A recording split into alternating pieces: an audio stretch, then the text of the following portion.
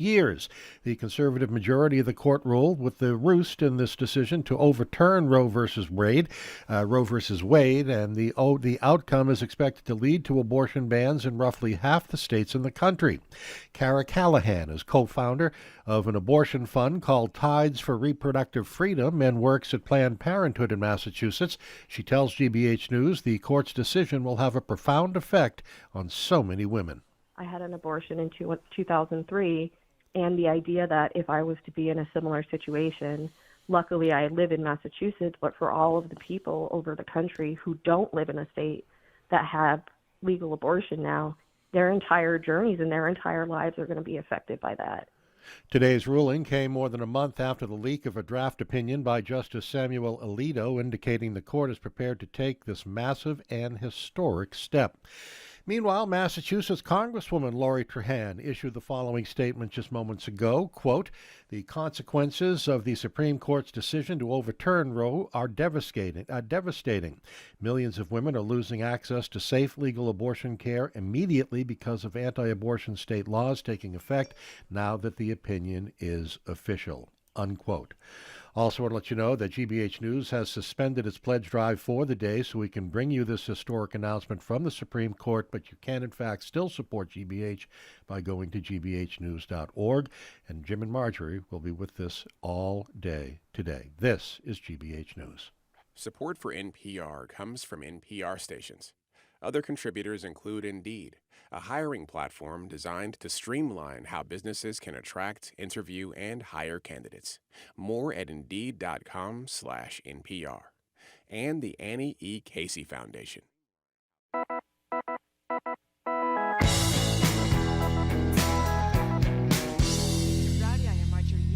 Broadcasting live, Boston Public Radio from the Boston Public Library, as we do every Tuesday and Friday. You're listening to 89.7 GBH. I don't know.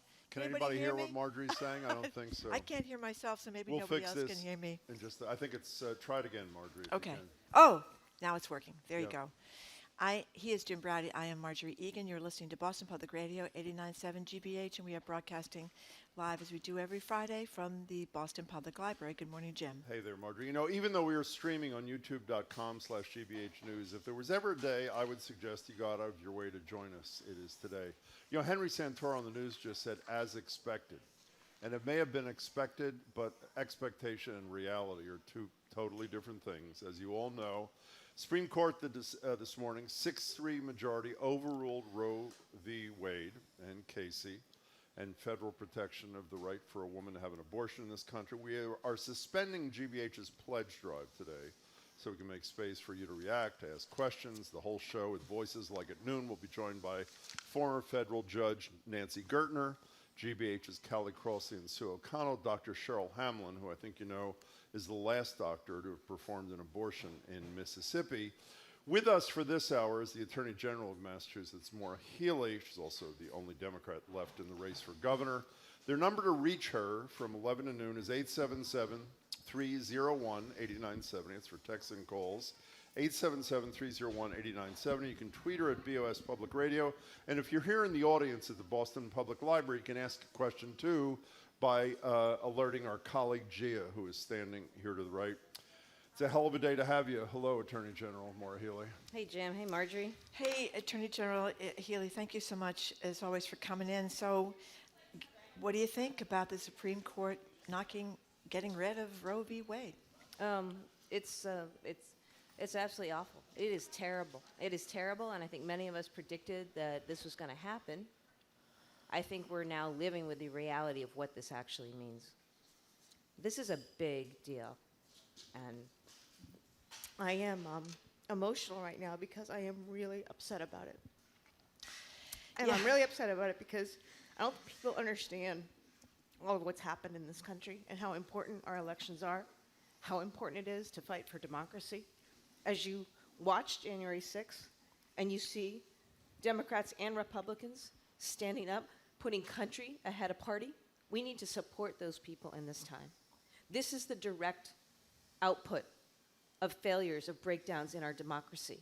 We have a politicized Supreme Court that is doing things that are against the will of the vast majority of people. Yesterday's Bruin decision, undermining strong gun laws in this country, when the vast majority of Americans, Republican and Democrat, support common sense gun laws. And today, the overturning of Roe versus Wade. The overturning of Roe versus Wade.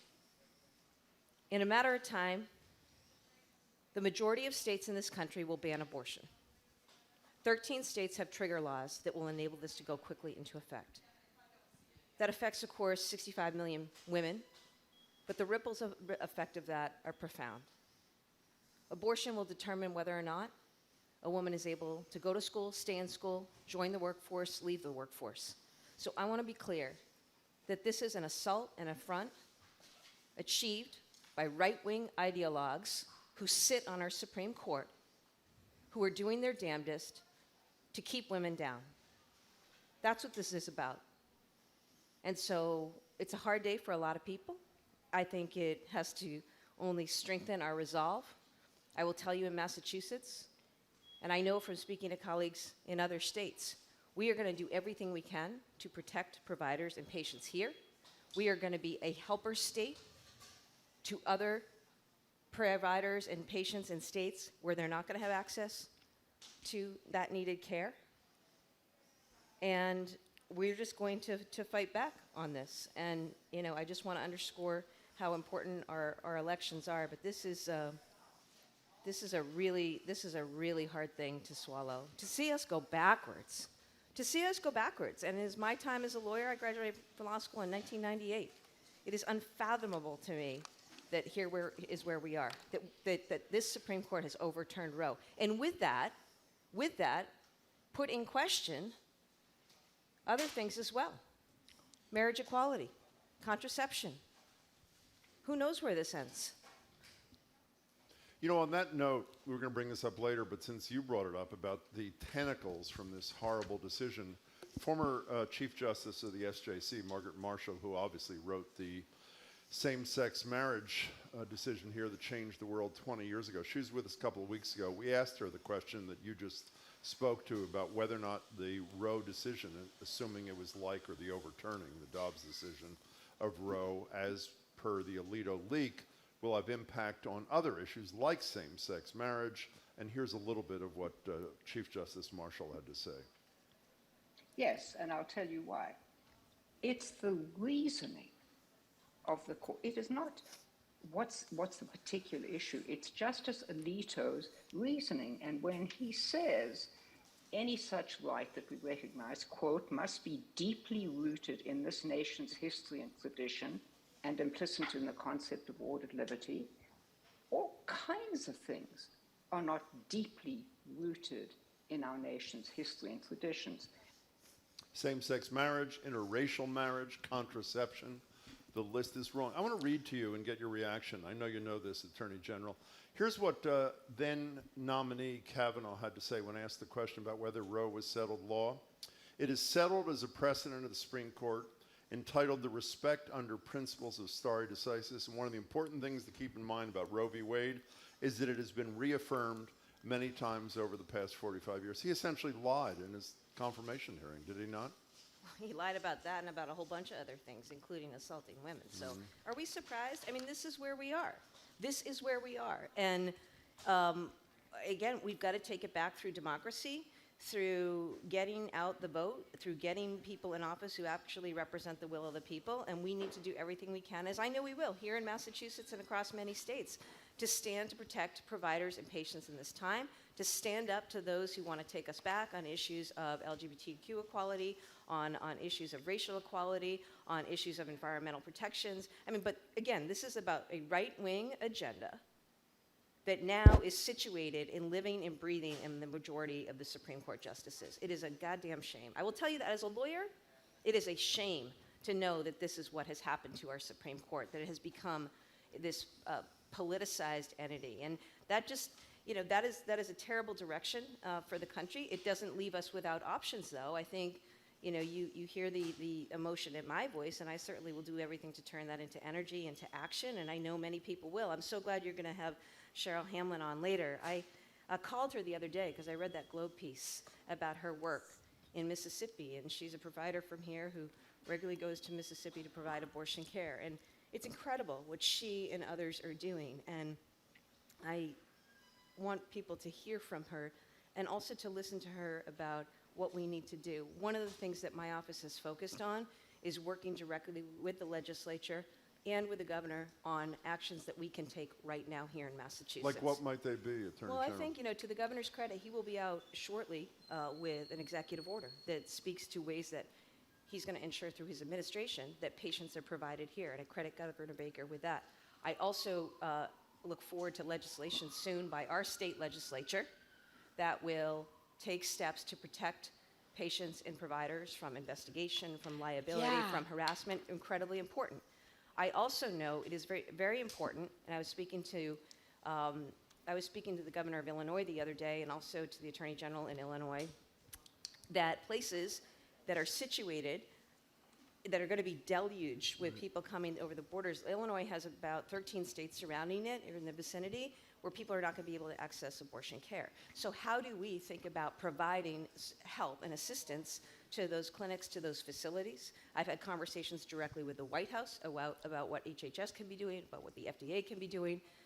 So there is a lot we can do, but it's a real gut punch today, just thinking about the Supreme Court having taken us so far backwards. And to be clear, what Alito has come up with is complete BS. I mean, that's just made up. This whole deeply rooted in our nation's history, that is just completely made up. So if they're willing to make something up like that, that just speaks to what else they might be willing to do. We're talking to Attorney General Healey. You mentioned actions that can be taken in Massachusetts. One of the things that I've been reading about, which is very scary, is the idea of people being able to prosecute physicians or nurses who work at clinics in states like Massachusetts, or somehow, following women from other states to Massachusetts, like the bounty kind of stuff that is going on in Texas. Is that possible? We're not going to let it happen, Marjorie. I mean, this is what I mean by the kinds of steps, regulatory and legislative, that we're going to take in the state. And as long as I'm Attorney General, I'm going to make sure I'm doing everything I can to protect patients and providers. Here's what needs to happen, I think what will happen.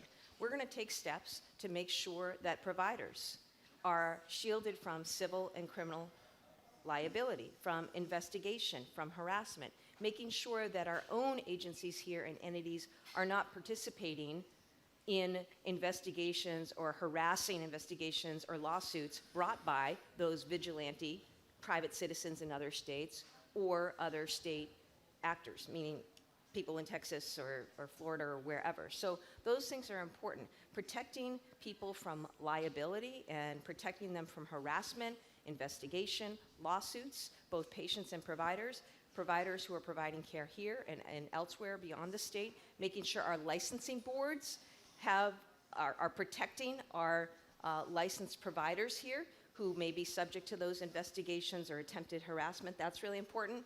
Look, our medical malpractice insurers, we need to make sure that they are not raising premiums for our providers given the nature of this work. So there's actually a host of things that we can do to shore up and protect providers and protect patients here. I also encourage the public, though, to give to abortion funds here and funds in other states, because they are working on the infrastructure.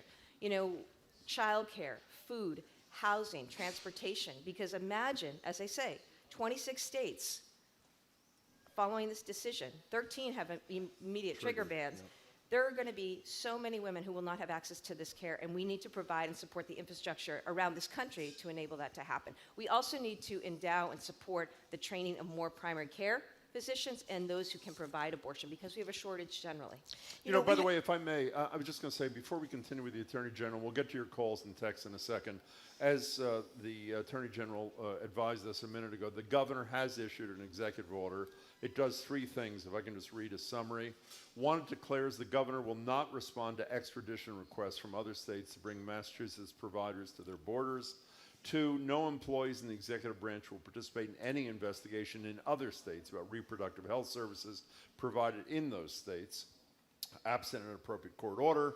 And three, professional licenses if a Massachusetts provider provides reproductive services in another state no licensing action taken against that provider in the other state will affect the licensing here in Massachusetts unless the act was independently actionable under Massachusetts standards. So that just issued seconds ago by Governor Baker. I'm sorry, Marjorie. No, I was just going to ask you a question.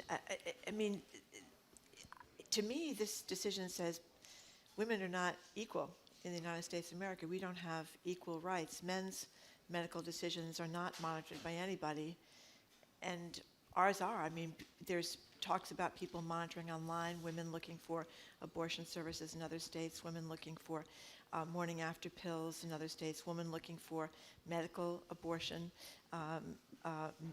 prescriptions or over-the-counter things. I mean, that's what women's lives are going to be like now if they're facing an unwanted pregnancy. Yeah, and that's exactly what this decision says. Women are not equal to men. I mean, again, this is all about keeping women down. This is all about a power play. This is all about a further attempt to marginalize and displace and diminish, because abortion is about a lot more than privacy. The implications of the ability to access needed care are so profound, and so profound economically. So that's absolutely what this is about. And look, this is a court that has done it and will continue to do it time and time again, and this is what the extreme right-wing ideologues, some of whom are in Congress, some of whom are clearly on the Supreme Court, are looking to advance. By the way, under the guise of religious freedom, oftentimes, which is so hypocritical. And I say that as a Catholic, and I know you're a Catholic, Marjorie. And then the hypocrisy of the juxtaposition with yesterday's decision, allowing basically, you know, they won't allow people to carry guns anytime, any place, anywhere. Talk about a dissonance, you know. What care do they actually show for public health, for public safety? I mean, it's just this is where we are right now. But again, I want to just call on, and I know our local leaders, our state leaders, and other states around this country will band together and do all that we can, and the public needs to continue to speak out and speak up and vote. And vote in November. Before we get to your calls, which we'll do in about 30 seconds, one line from the dissent signed by Sotomayor, Kagan, and Breyer. The most striking feature of the majority, meaning the majority opinion, is the absence of any serious discussion of how its ruling will affect women. I mean that. Lynn in Wilmington, you're on with Attorney General Maura Healey. Thanks for your patience. Thanks for your call. Welcome. Hi, thank you for my call. Pleasure. You actually answered a lot of my questions already, and that was in regards to legal protections being offered to women from out of state who would come to Massachusetts, or women from Massachusetts who had abortions who would travel out of state. I also was wondering about legal protections for women from out of state who are prosecuted for abortion and then move to Massachusetts. Would they still be allowed to vote? Or would prosecution for an abortion take away someone's voting rights? Your question is prosecution and conviction in another state for providing an abortion, would it bar them from being able to vote if they move to Massachusetts? Is that, we have trouble here. Is that your question, Lynn? Pretty much, yeah, because you answered my other questions about legal protection. So. Attorney General, thank you, Lynn, for your call. We appreciate it. Yeah, I mean, look, in Massachusetts, we are going to protect providers of abortion. We are going to protect abortion patients, simply put. So that's what we're going to do. That's what we're going to continue to do. Access to abortion is still the law here in Massachusetts and will continue to be. And we will make sure that people are protected. And when it comes to, I think she mentioned human trafficking victims. You know, obviously that's an area that my office has spent time with. I have a whole human trafficking division, and we work very closely to not only prosecute those who are trafficking women, but also working to provide a number of services to women who've been the victims of human trafficking. Kaylin, I think, was actually here at the library about a week or two ago, and now I believe that's Kaylin calling from Denver. That is you, correct, Kaylin? Hey, both. How are you doing? Good. You're on with the Attorney General. Welcome. I have less of a question and just more of a story, sort of a comment. My mom was actually a nurse practitioner working at the abortion clinic in Brookline that was the victim of the shooting, I want to say 25-ish years ago, 26 years ago. It's a very unfortunate / sad full circle moment. She passed away in 2015, unfortunately, but, my sisters and I have been chatting all morning, given the decision, and it's a very sad reflection of how she would be handling the decision, knowing that she, not knowingly, I would say, but put her life on the line to ensure that women have access to this incredibly important piece of healthcare. And it's a very sad moment to think, looking back on how she would react and moving forward, and what other healthcare workers are now going to face, who want to ensure that these women still have the opportunity to protect themselves and their families, and the risk that they're now putting themselves out that much more, that there's a law backing this decision that prevents this type of healthcare. Caitlin, Thank you. Sorry, Attorney General. No, it's I'm really glad that you mentioned people who are working today in Massachusetts and around the country in clinics and in healthcare facilities providing abortion care. And it is and it has been an incredibly distressing time. And, I think about Shannon Lowney, who was murdered, among others, at that very clinic in Brookline, and, think of her family. And unfortunately, I just reflect back. When I first started as head of civil rights back in 2007, one of the first things I got involved in was going out to Worcester, Springfield, to two sites, one in Brookline, one in Boston, our abortion clinics. And then we were engaged in efforts working directly with police on how to protect providers. Everything from making sure they had confidential license plates to making sure that their physical safety, as well as the safety of those accessing clinics, was assured. And it's just so upsetting to me to see how that we have come back to that through the rise of right-wing extremism in this country. That played out on January 6th at the Capitol, and those same forces are out there. And so I just want to assure people we will do everything we can as a state to ensure and protect the safety of providers and patients here in Massachusetts. But it is a traumatic day for so many, especially as you will hear from Cheryl. How do you look someone in the eye and tell them you're not going to be able to provide the care that they need? And it's just really, really distressing. We have a text here. The text says, we have a zillion texts. Ask every caller who complains if he or she voted for Hillary. If not, hang up on them. We're not about to do that, but I have to say, one of the few things I'm very proud of, since the day Marjorie and I started working together 25 years ago, we have said in every presidential election, there is nothing more important than a president does than nominate people to the Supreme Court.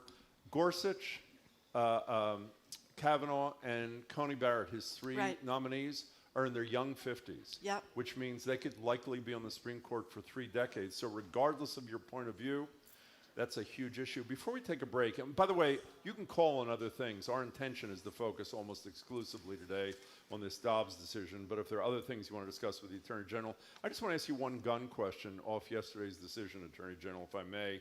We had David Hogg with us right here about a week ago, John Rosenthal from Stop Handgun Violence the week before. They wrote an op-ed in the Globe today that basically said, despite what, I'm paraphrasing, despite what you're reading about the decision out of New York State, don't worry so much. We're convinced it won't apply to Massachusetts because our licensing provisions are different. It is really hard for me to disagree with two people for whom I have so much respect.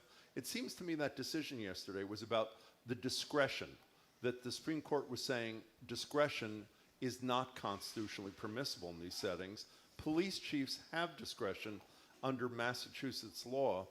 Why should we not be worried that the Massachusetts law will be as vulnerable as the New York law was determined to be yesterday, Attorney General? Well, Jim, as you can imagine, this is something that my team is looking at, and we're going to give it a careful review. And I can assure you that we will do everything that we can to defend the constitutionality of our laws. We know that strong gun laws save lives. That's worked and been borne out in Massachusetts, and we need to continue to defend those laws. We're talking to the Attorney General of the Commonwealth of Massachusetts, Maura Healey. We're going to keep talking with her about after a quick break. The number to call or text is 877-301-8970. You're listening to Boston Public Radio, live from the Boston Public Library.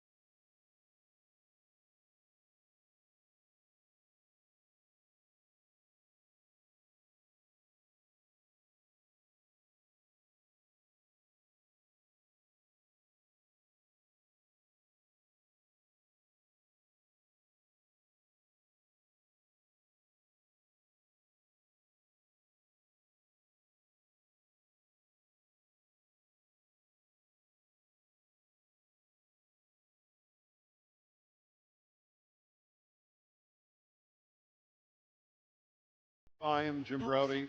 She is Marjorie, and we're live at the Boston Public Library. And as I said before, while we are streaming, as we always do from here, on youtube.com/GBH News, the crowd is growing. I think this is a pretty good day to be here.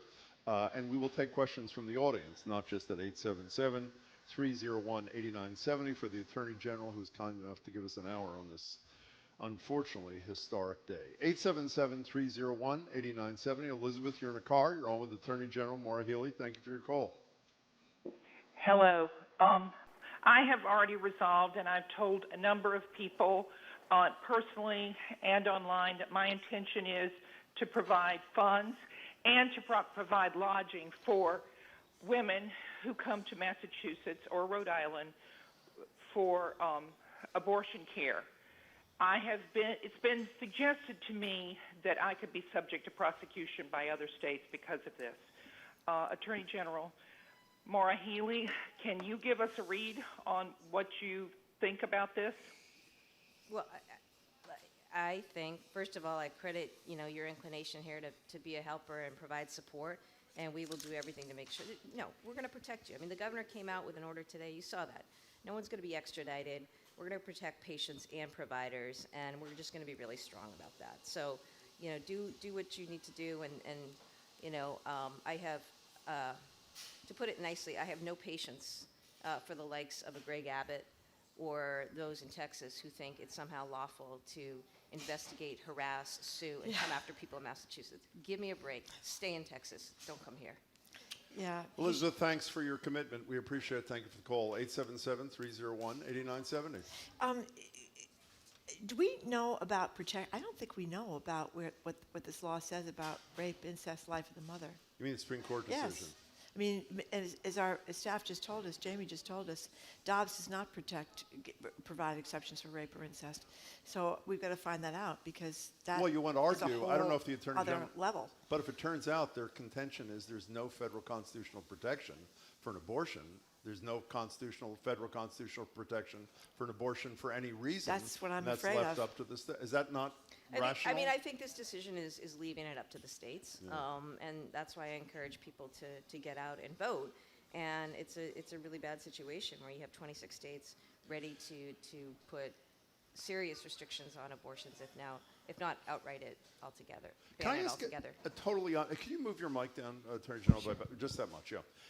This is a totally unhelpful discussion topic, so I don't know why I'm bringing it up, but I can't resist myself. As I mentioned, three of the justices, all three appointed by Trump, are in their young 50s. Gun safety weakening dramatically yesterday. The repeal of Roe v. Wade today. The assumption is the gutting of EPA's regulatory authority on Monday to deal with climate change, throwing it back to Congress, which obviously will never do anything about climate change.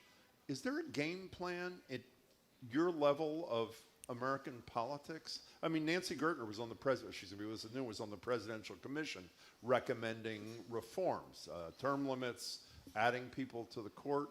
This is 20, 30 more years of this, regardless of who's elected president. Is there a game plan?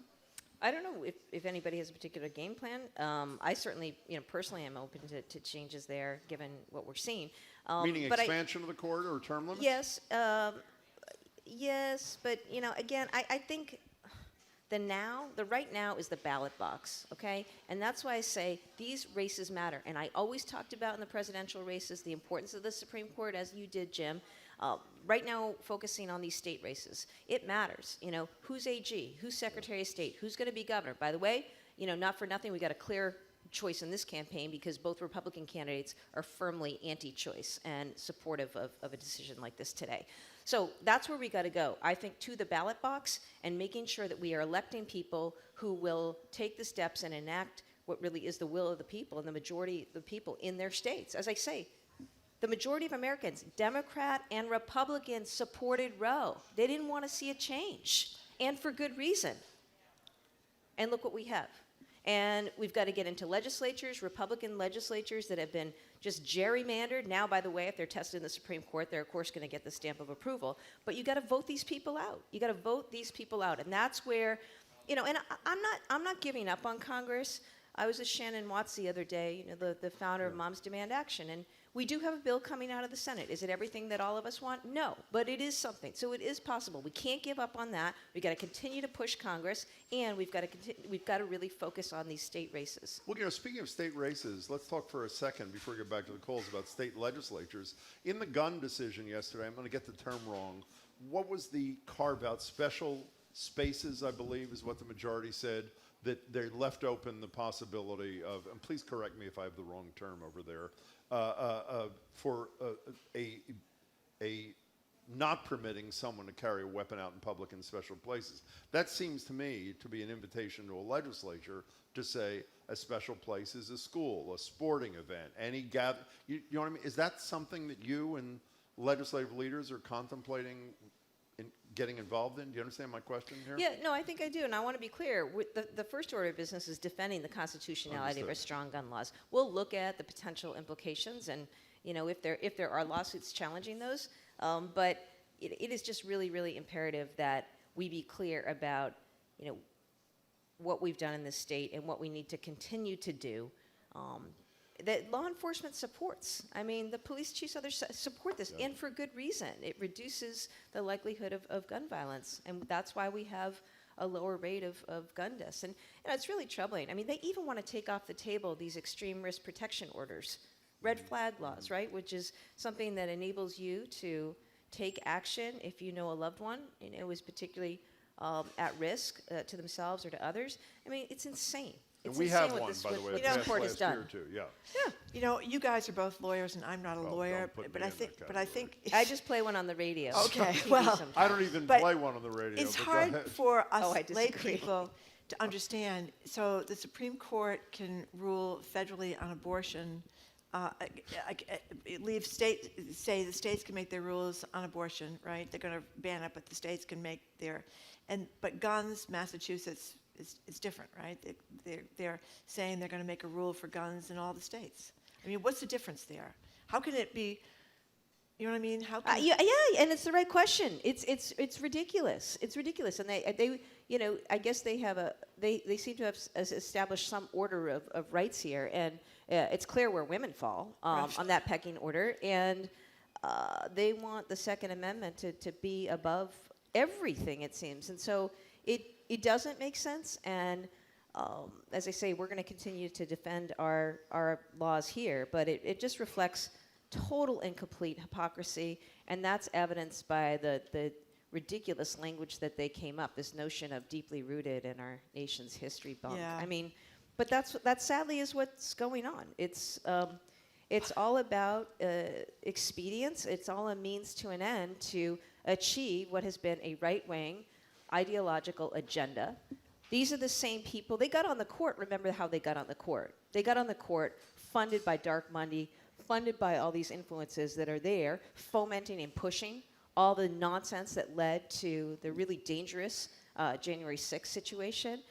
They're the same groups that are funding the efforts to run election deniers in all these statewide seats. I mean, we have statewide races around this country where 51% of those races include people who deny the results of what was the most secure and accurate election in history. And these are the people who are going to be making up the rules and deciding whether or not ballots and votes are certified this November and also in 2024, which has huge implications. So, I just think we got to continue to call it out for what it is, but it is just a shame that this country has allowed this right-wing, extreme ideological agenda that I think a lot of Republican politicians went along with for a good while because it helped them, right? It excited a base. They thought they needed to get on board. But God, the train has left the station, right? It is completely run amok and out of control. That's reflected in today's decision. And these gutless Republicans, starting with a Mitch McConnell, what the hell do they think is going to happen to this country right now? What is the direction? How is this a positive direction for economic growth, for who we are, for our freedoms? But they have no control over it now, do they? It seems. I mean, they do, but will they act? Well, they can make it worse, actually. The first question from the audience, Ellen didn't want to come on. If the Republicans gain control of the House and Senate in 2022, and I assume she means, and there's a Republican president in 2024 or 2025, and pass a federal law prohibiting abortion, what could Massachusetts do to protect women's rights? I should say before you answer again, our guest at noon, Judge Gertner, has said that if a Republican Congress, signed by the president, passed a law equating a fetus with personhood, that would overrule whatever protections exist in Massachusetts. Well, isn't this why people got to get out and vote? And I mean, I will leave it to the pundits, but this certainly should be a galvanizing moment, an energizing moment for people to get out, because it couldn't be more clear what's at stake right now when it comes to the midterms and beyond. Andy in Lexington, you're next on Boston Public Radio. You've been really patient. You're on with the Attorney General. Welcome. Hi, Marjorie and Jim. How are you? Good. Fine, thank you. Attorney General, this is Andy Minuteman Pinn in Lexington. It was a pleasure seeing you out here. It's my understanding that suits cannot be brought against Supreme Court justices. I mean, I wish I could bring a civil suit against them for having violated separation of church and state. More importantly, I would love to get together again, given decisions at the AG's office regarding 2 Brookline articles and a Lexington article that was passed at our town meetings. Having spoken with Mike Barrett, he thinks it would be great for the 2 of us to get together. I want to propose something for your campaign. You got to be brief, Andy, but go ahead. Yep, that's it. Oh, Mike Barrett is the state senator, by the way. He was chair of the environmental committee or some such Thanks thing. for calling, Andy. Happy to take that up. Oh, Further well, there you discuss. go. Andy, thank you for the call. You know, I just can't resist pointing this out. Gia, one of our staff members, got this for me before, because many people have written this week that the United States is one of the only democracies, republic, free nations going backwards on abortion. Ireland, a Catholic country, has abortion. Mexico has abortion. You know what the countries are, where some of the countries where abortion is illegal? We're in good company.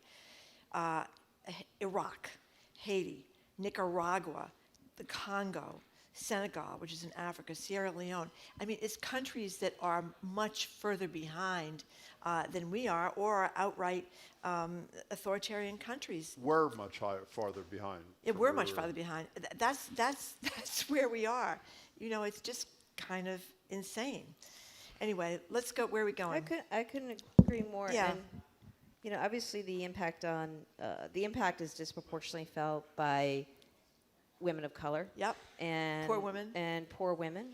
Also families. People probably don't realize that 59%, almost 60% of abortions are obtained by women who already have children. Mothers. And so you're talking about, again, this has economic, the ripple effects are profound. You're going to push families further into poverty, further over a cliff.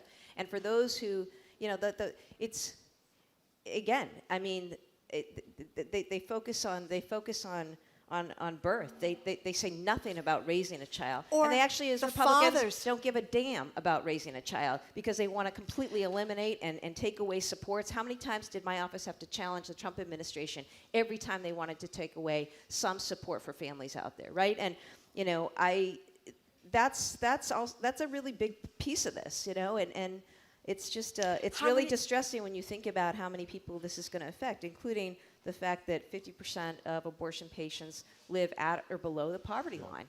And how many women, Attorney General, are getting zero support from the fathers?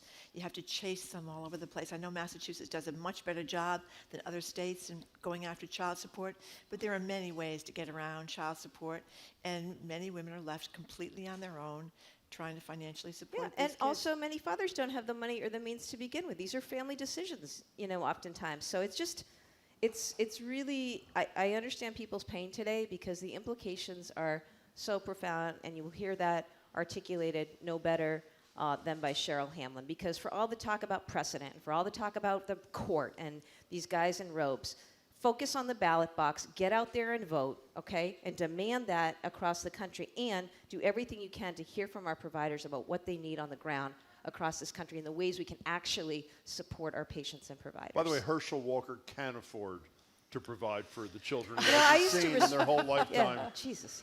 Is Zenat, want to come to a mic? Hi, Zenat. You're on with the Attorney General. She is right here. Zenat is here at the Boston Public Library. Welcome. Thank you. Hi, Jim and Marjorie. Hi. Hi, thank you for joining us. Hi. As an immigrant woman, I came to this country to escape oppression, and it's a dark day today. I'm terrified. I have 2 daughters, ages 5 and 9, and I'm terrified for their future and the legacy that is being created, a dark legacy. And I'm also confused because I don't know where to go now. I feel like I'm at a dead end. I don't want to leave. So I've appreciated your suggestions of what people can do, because we have to stop this. We have to stop this now. Zena, thank you so much. It's a good question. A lot of us that were born here are thinking about where we can go to at this juncture. It's so dark. How about it, Maura Healey? Well, I just say, Zena, you and your daughters, you are protected here, and I have been really clear that I will do everything to protect our immigrant communities. We welcome our immigrants, and certainly in this time, we're going to make sure that people are protected. So you shouldn't leave Massachusetts. What I do suggest is people not leave the country either, because we need people to be in this country, to be there to vote, to be active, to be engaged, and to be involved. And I understand, some of this feels, for those who watched *Handmaid's Tale*, the series, it's all too reminiscent, and I feel that. And I'm not actually a hyperbolic person. You know that, Jim. I'm not really, right? I'm pretty level about. Well, I am, so I know hyperbolic people. Thank you. But I say that in a genuine way. I mean, what we've seen and experienced, people talk about leaving and running for the border. I understand that, but you got to stay. Let's stay and let's fight, and we'll take care of things here. We'll take care of our folks here, and we're going to make sure that we are doing everything we can to take care of people around this country and get to the ballot box. Justice Ketanji Brown is there on the court. There will be more appointments. In the meantime, there are more seats to fill, and there are more elections at hand. And we just got to continue to keep pushing for that. CNAT just gave you a thumbs up. I just want to be clear for the record, since we can't see her. Thanks, listen to this from Susan in Marblehead. And you know what you see? You see more women out there and more people engaged and more young people engaged. And that is part of the energy that is going to get us to where we need to go. I'm sorry, Marjorie. That's okay. Here's from Susan in Marblehead. Life's great if you own a gun, but a uterus? Nope. Nancy and Merrimack, you're on with well put, Susan. Attorney General Maura Healey. Welcome. Hi. Hi. I was going to ask Maura Healey. You've got my vote, by the way. So I was going to ask something about overreach of Board of Health. Am I getting it? You're on. No, we hear you perfectly. You're talking to the Attorney General. Do it. Okay. All right. I was going to talk to you about overreach by Board of Health. Do it. And I don't need to talk. Who do I talk to in your office, because they're passing laws that put liens on in little communities with farms because they have chickens. Oh, got it. Stay on the line, and we'll get you connected to my team, and we can hear that out. Nancy, Absolutely. don't go away. Okay. Appreciate you calling in, Nancy. Producer will take contact. You mentioned immigrants to this country. I think most of us read the other day, shortly after the Democrats in the legislature overrode the governor's veto on licenses for undocumented people, a group of people, I think supported by at least the front runner on the Republican side, Jeff Deal, who will not join us for some reason until after the primary, are attempting to put a question on the ballot to repeal, whichever right to do, to appeal, or at least the right to attempt. Do you have any idea what the status of that is? I assume the first step is signature collection and submitting to the Secretary of State. Do you have any idea what status that is? Well, actually, I do. And let me be clear, I am extremely supportive of that law. It's really important as a matter of public safety that we allow licensing for undocumented folks. They'll get training. They'll go through the normal driver's ed. And you know what? Also, Jim, they'll have insurance. Yes. How many people have been struck by a, quote, uninsured motorist? There's nothing to collect. It just makes so much sense on so many levels. That's why you saw law enforcement and public safety so supportive of this. So, yeah, Jim Lyons and company, they want to challenge it. Basically, committee. Here's the deal. It comes to my office. It comes to the Secretary of State, sends it over to us. We've already done our job, got the summary back, and so now it will be up to them to get signatures. But I really, really hope that it does not pass, because again, it's just such a common sense thing that we need to do here in the state. It should be clear, by the way, because I wasn't. It is not yet on the ballot. They're going through the procedures. They have to collect a constitutionally required number of signatures, at which point we will obviously have more of a discussion. Lori in Weymouth, you're on with Maura Healey, Attorney General of the Commonwealth. Welcome, Lori. Thank you. Hello, Marjorie and Jim. Hi. Hello, Ms. Healey. Hi. Hi, Lori. I have 3 brief questions for Ms. Healey. Go ahead. And while there's a bigger national topic today, I'd like you, Ms. Healey, to focus on a local topic for which you're really only given lip service. The Weymouth Compressor Chapter 91 Waterways permit is under appeal at DEP, whom you supported after the state dumped more than 700 pages of data more than halfway through the initial permitting process. My question, number one, why don't you, particularly under the new environmental justice law, support the residents of the Fall River Basin? Number two, as previously promised to Margaret of Weymouth, when will you visit the compressor site? And finally, number three, why should any South Shore resident living in the shadow of the compressor station and anyone in the Commonwealth who's concerned about the planet at this point, as potential governor, a gubernatorial candidate for the Commonwealth of Massachusetts, why should we vote for you? Lori, thanks. No. We got it. We got it. Thank you for your questions. The Attorney General will address them. Well, Lori, I appreciate the question, and I have been to Fall River. I completely understand, and the team in my office understands the plight of the residents and the real concerns there. It was actually my office that made the argument to FERC, the licensing authority. These are federal licensing authorities, to put the brakes on this. They disagreed with our position. They did actually agree with our position that going forward, there needs to be something that I've called for, more accounting of community voice, particularly environmental justice issues when it comes to siting. And I've been really, really strong about this. The comment about DEP, I mean, look, Lori, one of the hats I wear as your Attorney General is I am obligated under law to represent our state agencies when they're sued. So if the DEP does something and there's a challenge, there are lawyers in my office who are there to represent. Incidentally, Lori, as you may know, DEP lost, and so now it's back, and we'll see what DEP does. But I am certainly sensitive to that, and I think part of the climate plan that I have put forward, I've done something that's never been done before, and I actually did it before this campaign, which is to call for our Energy Sightings Facility Board to actually have an environmental justice seat on that, because we need to make sure that community voice is taken into account. And as you probably know, Lori, folks from my office are regularly talking and hearing from Margaret and the team. And, you know, unfortunately, this is a situation where I, as Attorney General, have really little, no control over what happened with respect to licensing or the operation of this plan. I will say, though, as you know, Lori, the plan has been shut down for a little bit, and my office is continuing to be in touch with the company because we want to make sure that safety is first. Lori, thank you for your call. Appreciate it. You know, Attorney General, today a lot of us are mourning this decision about Roe v. Wade. On Monday, we may be mourning a decision about the Environmental Protection Agency basically being eviscerated by the Supreme Court, saying that they really can't, even though they're an environmental protection agency, they can't environmentally protect the environment. So what happens to states in Massachusetts that are trying to work hard? Whoops, did we lose the Attorney General? Just briefly. Okay. So, look, I don't know what the Supreme Court's going to do, but let's assume it's going to be bad, because that's like what they do these days. So we're just going to continue here in Massachusetts, doing what we need to do, implementing our laws around climate, working regionally, and working with partners across the board to advance our climate goals. That's what we're going to do. By the way, we just told the president, as in Joe Biden, will be addressing the nation somewhere around 12:30. He's notoriously late.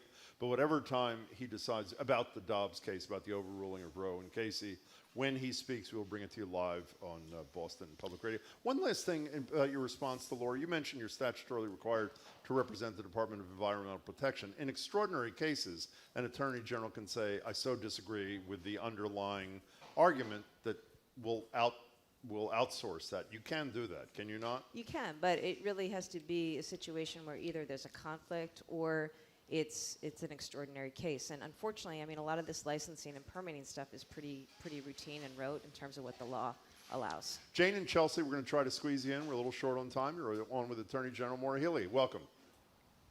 Thank you. Hey, my comment, first I'm a long-time, first-time sustainer. I love that. Thank you for very all much, of it. Jane. All right, so here's my comment. First of all, Roe versus Wade and what the U.S. Supreme Court is doing, they're being totally inconsistent with what their own rulings are. Okay, so Roe versus Wade is across the board. It is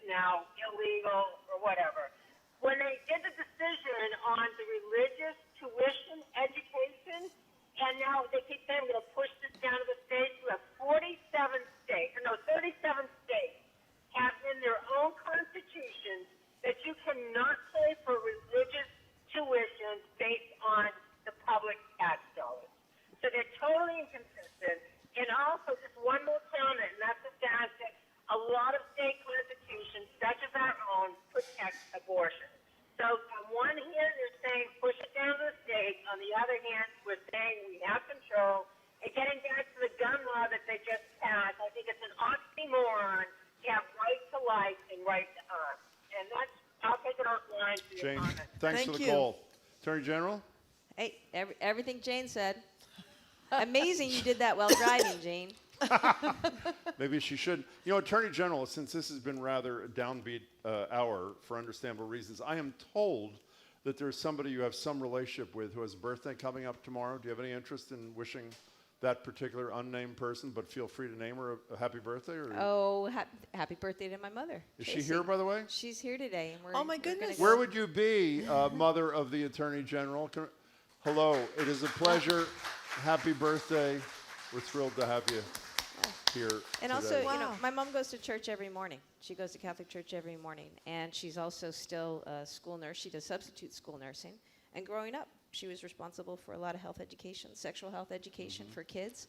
And so it's just to say, I mean, it's just a shame, to Jane's point about the abuse of, you know, religious freedom and the misuse of that. And we used to have a world where both could exist, religious freedom and also other freedoms. And unfortunately, again, it's this right-wing ideological push that's taken over Congress, that's taken over our courts now, that's really taking this country backwards. And I just call on people to stay strong and stand up and speak out, get to the ballot box, support our abortion funds nationally, support our providers here in Massachusetts and around the country. Know that those of us in government will work together to do everything we can to protect patients and providers here and around the country.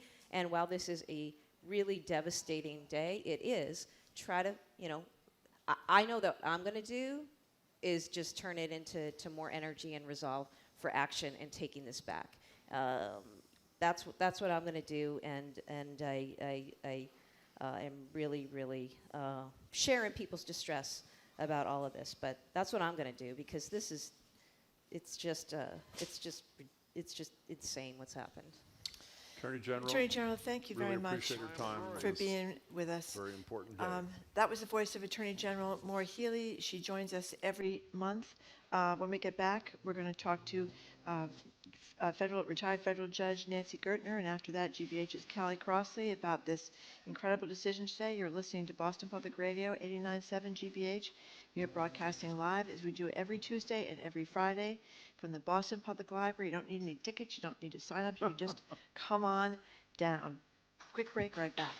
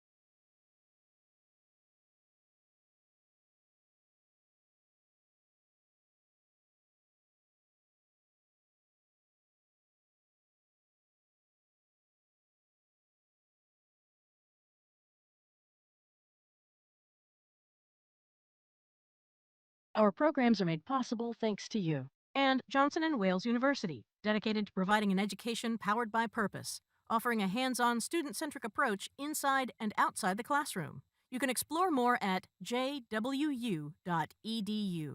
And Ocean State Job Lot, partnering with customers to help animal welfare organizations throughout the Northeast. Learn more at oceanstatejoblot.com.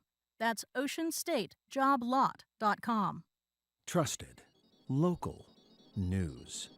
This is 89.7 WGBH, WGBH HD1 Boston, online at gbhnews.org. Boston's local NPR. Ahead on Boston Public Radio, out Boston Public Library, we'll be talking about the overruling of Roe v. Wade all afternoon. We'll do it with former federal judge Nancy Gertner and the last doctor to perform an abortion in Mississippi. I'm Marjorie Egan. We'll also talk to Sue O'Connell, Callie Crossley, and of course you about your reactions to the reversal of Roe v. Wade. All that coming up on Boston Public Radio, 89.7 GBH.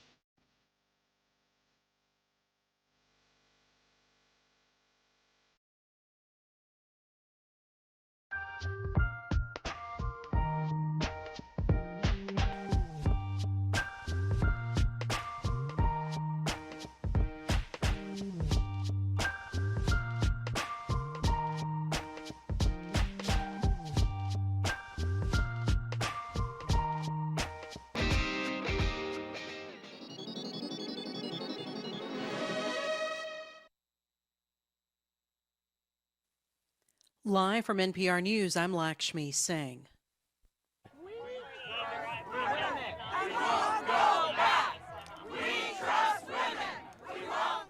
On the steps of the U.S. Supreme Court today, a snapshot of the anger reverberating nationwide to the High Court's ruling, driven by the conservative majority, to overturn Roe v.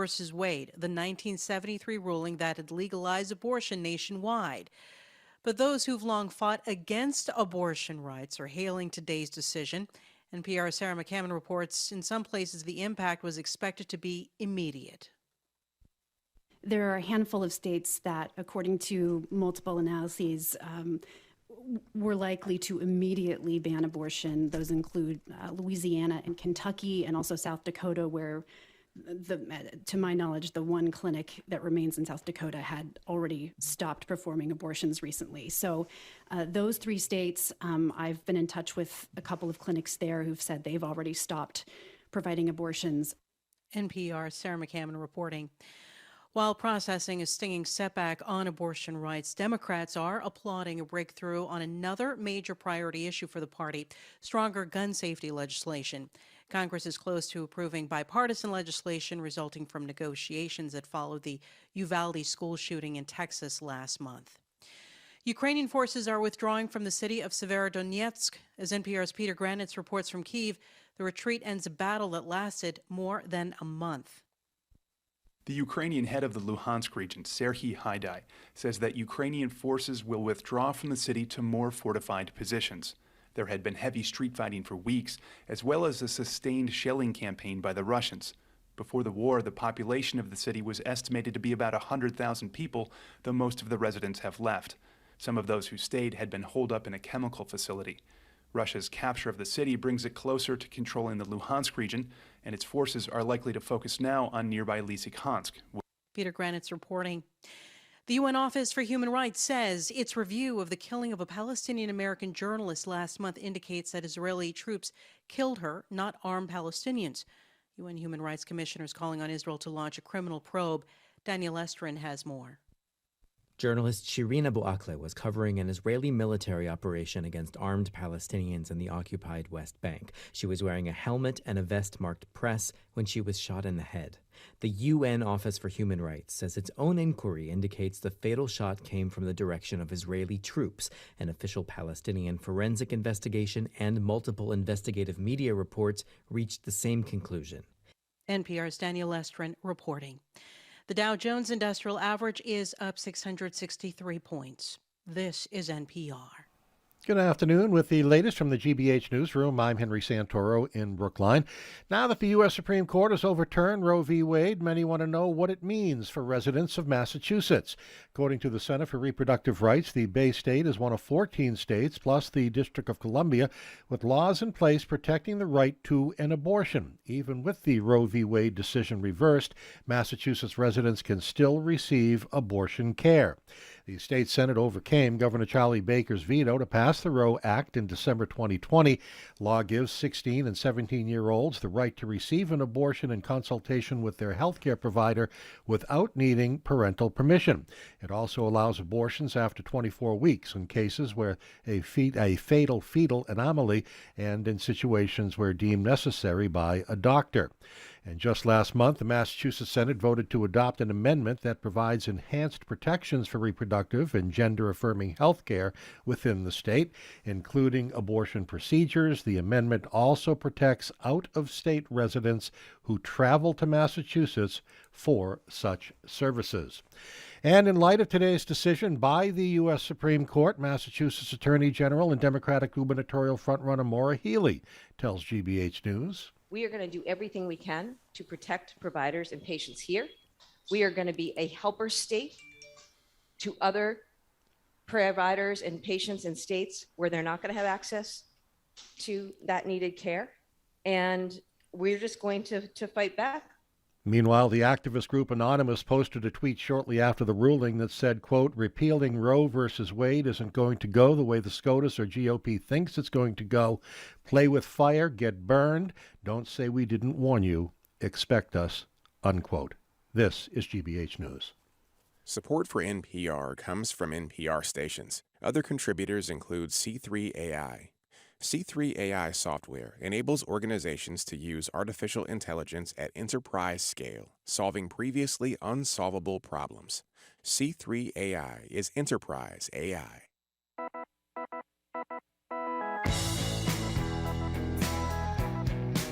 Hey, it's Jim Browdy. I am Marjorie Egan. You are listening to Boston Public Radio 89.7 GBH. We are broadcasting live from the Boston Public Library, as we do every Tuesday and Friday. Are we on the Zoom? Yeah, we thing? are. YouTube.com/GBH News. And a couple of programming things. By the way, one, needless to say, we have suspended the pledge drive for this historic day, needless to say. That'll resume next week.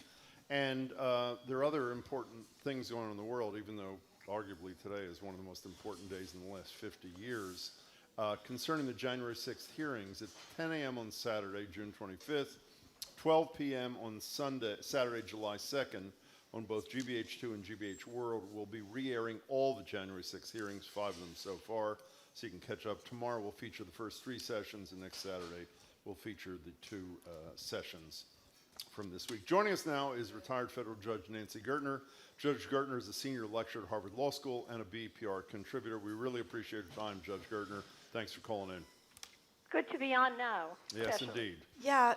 So, Judge Gertner, what do you think about the Supreme Court getting rid of Roe? I don't know where to begin. I feel like writing that this is a judicial coup. That January 6th was an attempted coup that failed.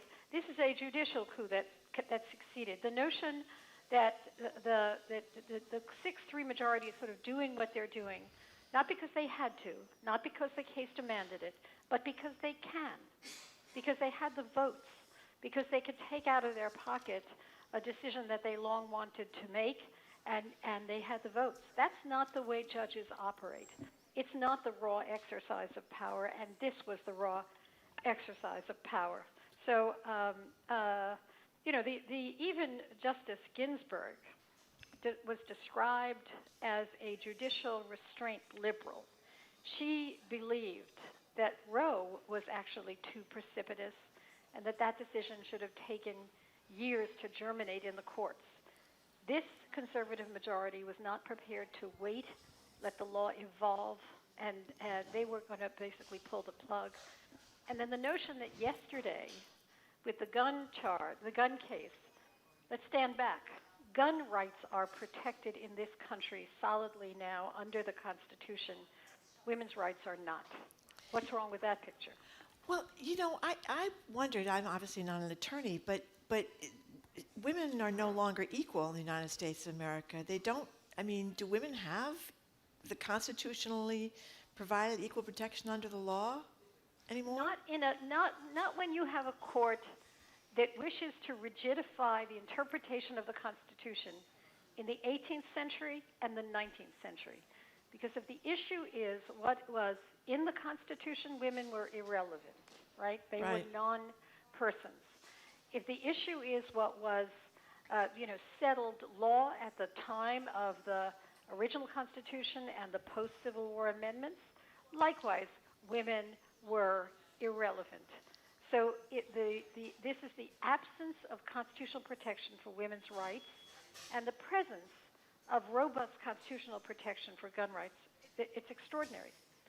You know, Judge Gertner, excuse me, we played for Attorney General Healey, who was with us for the first hour, some comments that a fellow judge of yours, the former Chief Justice of the SJC, Margaret Marshall, said to us, I don't know, 2 or 3 weeks ago. This is after the Alito opinion leaked, and obviously today's opinion was very much like it. That Alito attempted to say in the decision, this doesn't have broader impact on other issues, and she says, not in these words, that was total BS. She said same-sex marriage, which she probably knows better than anybody, is at risk, and we've heard things from contraception to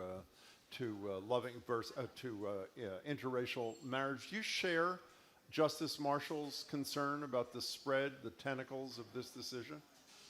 Absolutely. Let me start with Justice Thomas's concurrence. For that, this is a quote, for that reason, in the future, we should reconsider all of this court's due process precedents, including Griswold, Lawrence, and Obergefell. Griswold is the core right to privacy decision that protected birth control, that protected interracial marriage, that sort of established that the Constitution, which by its terms did not include everything. The draft of the Constitution on its face said that what we haven't mentioned is reserved for the people and the states. So all of these decisions are what were the core of the notion that there was a right to privacy under the Constitution that the government couldn't intrude on.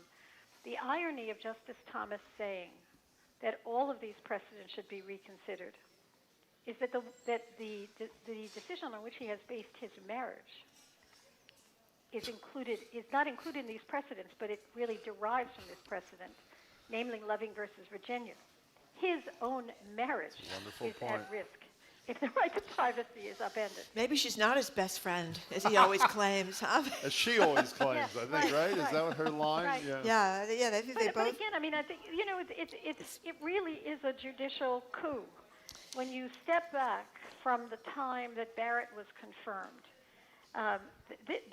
There are decisions, precedents, large and small, that have been enacted by this court.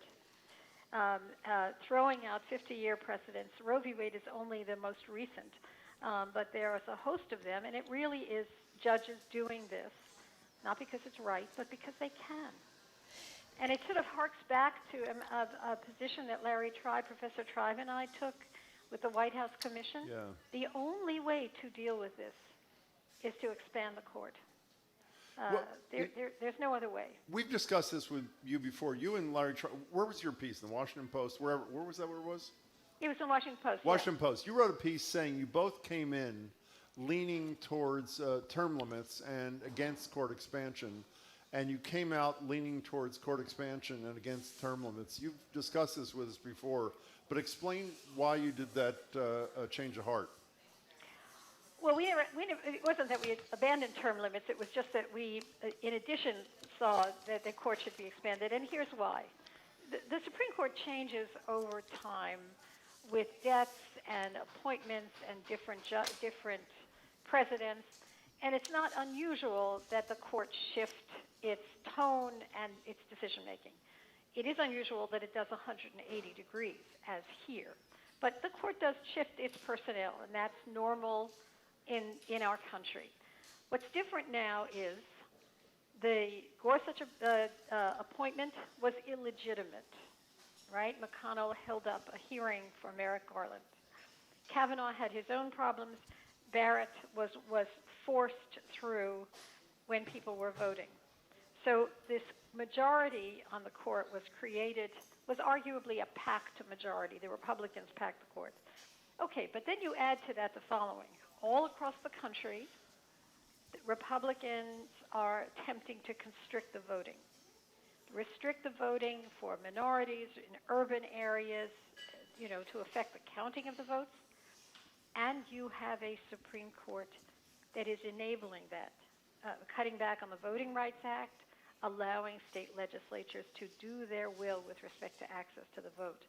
When you put those three things together, a packed court, efforts to restrict the vote, and this Supreme Court enabling that, then that means that this group of 6, this judicial coup, will continue for decades and decades.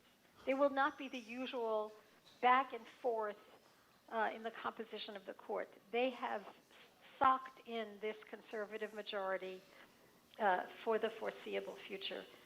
That's never happened. Well, let me ask you a political question coming off your conclusions from this presidential commission that you were on with Larry Tribe and I think 28 others or whatever it was, a bipartisan group. As we mentioned, Maura Healey, and I'm sure most listeners know, the 3 nominees from Trump who were confirmed, assuming that Coney Barrett is now 50, I know she was in her late 40s when she was confirmed, are all in their young 50s, Kavanaugh, Coney Barrett, and Gorsuch. Realistically, can you imagine any momentum based upon this reality that is now with us in terms of even Democratic unanimity, forget Republicans, in Congress? And by the way, Congress can do this. It doesn't require a constitutional amendment. Can you imagine this happening? The filibuster has to be eliminated. That's the first step. That's the first step in order to protect abortion rights. The filibuster has to be eliminated, and to expand the courts, there has to be. And I mean, and by the way, the White House Commission was dealing not only with expanding the courts. I hate to put it this way because it so affects the institutions that I care about, but there is something rotten with the Supreme Court that enables Justice Thomas to do his will while, without recusing himself in January 6th cases. There's something wrong here about how they were selected. Not constitutionally wrong, by the way. I'm enough of a principled thinker to say there's nothing, it's true that McConnell could do, the Constitution enabled McConnell to do what he did. There's no question, not enabled it, but it didn't say anything about it. There's no question there was nothing constitutionally wrong or nothing illegal. It becomes another story of norms that Trump is violating.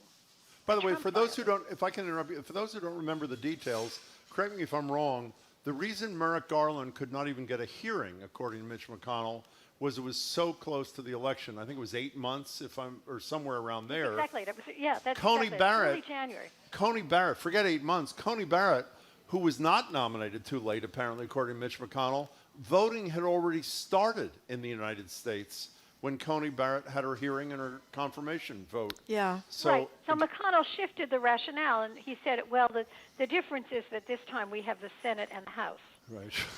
And therefore that was the reason. Because we can, essentially, what you said at the beginning. It is because we can. I keep on, I want to say that this is an exercise of raw power here. And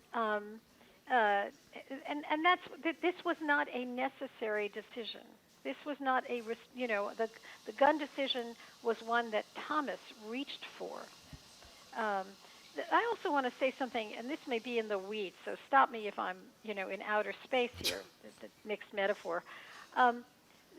The conservative judges believe that they are restricting judicial power by looking at original intent. Right? We're not going off the reservation here because we are bound by the Constitution. That is an argument that really bogus doesn't begin to describe it. The Constitution was written in general terms. The drafters of the Constitution understood that the only way to effect a document that would last for the ages was if it was in general terms, privileges and immunities of citizenship, equal protection of the law. The Ninth Amendment that said that any rights that are not enumerated in this document are reserved to the people and the states. And we did this because we can't possibly envision what's going on in the future, what's going to happen in the future. So an approach that says, let's only look at this 19th century, the amendments and the 18th century Constitution is really is a dishonest approach because that's not what the drafters said. That's not what the drafters wanted. The gun case yesterday, for example, was extraordinary. Breyer wrote a decision. Breyer's dissent says, could the drafters of the Constitution ever envision body-piercing armor, AR-15, ghost guns, and then the question is, history is manipulable. The record of what they intended is manipulable. So it's not that this constrains judicial decision making, just the opposite. They pick and choose what they want from the history, and they use it to legitimize what they're doing. We're talking of retired federal judge Nancy Gertner. Judge Gertner, we spoke with you before about what could happen if a Republican Congress, and it looks like we're maybe heading for one after 2022, grants personhood status to a fetus, and what that could mean for Massachusetts, where we now still have abortion rights. Can you explain that to people? If the National Congress, if the Congress passed a law giving full constitutional protection to the fetus, it would essentially wipe out all of the protections for abortions across the country. Because it will be saying the fetus is on an equal footing with a fully, formed citizen. Right. And therefore you cannot eliminate it. It will essentially be enabling the argument that the right has been making for the longest time, and they could do that. It doesn't take a constitutional amendment. This is a political question, but I mean, do you think that's likely to happen? And if this packed court that you're talking about is still the packed court, a Supreme Court decision about that might go just the way Roe has gone. Well, whether or not Congress would do it at this point, yeah. Things have happened over the past, 5 years, Marjorie, that I never would have envisioned in my wildest dreams. Yeah. So could Congress do it? Yes, they could do that. And if the American people give the Republicans the kinds of majorities that would wipe out, that would be like a 60-vote majority in the Senate, and the House, then again, can that happen? Yes, because they can, because they will have the power to do it. And what would the Supreme Court do in a situation like that? There's no question the Supreme Court would wipe out abortion rights across the country. I never thought I would ever be talking. Me neither. In these Me terms. neither. But really, my first reaction to the decision was, whereas January 6th was an attempted coup, this was a successful coup. This was a successful judicial coup. And I might add, it's a successful judicial coup not just at the Supreme Court level, but really down the line here. There have been some good judges that Trump appointed, but there's also been a number of judges who basically made their way on the court because they were supported by the Federalist Society. Yeah. Judge Gertner, as always, we thank you for your point of view. We wish it weren't what it was, but it is.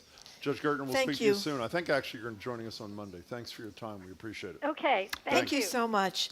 That was, of course, retired federal judge Nancy Gertner, who's also a senior lecturer at Harvard Law School and a contributor to Boston Public Radio. And we thank you very much. Judicial coup. Does that not, that really Judicial coup. I never thought of that, perfectly. but she's absolutely right. And, I was going to ask about the equal protection of the law issue as a possible issue for abortion, but with this same packed court, how far would you think you get with that? Probably as far as we've nowhere. gotten here. Yeah. Anyway, up next we're going to talk to GBH's Callie Crossley. She's next. We're going to talk to her as well about the Roe v. Wade decision. You are listening to Boston Public Radio 89.7. We are broadcasting live, as we do every Tuesday and Friday, from the Boston Public Library.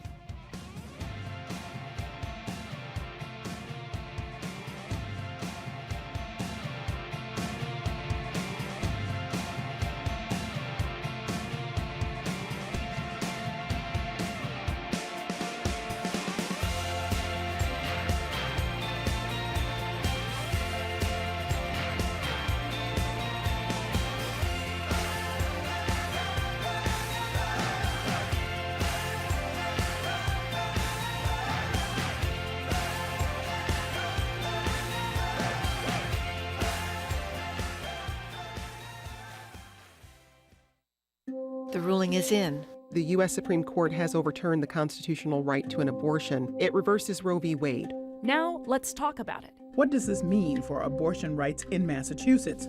I'm Marjorie Egan. I'm Callie Crossley. And I'm Paris Alston. we're hosting a community conversation. Join us Tuesday starting at 2 here on GBH 89.7 and streaming live at youtube.com/GBH News.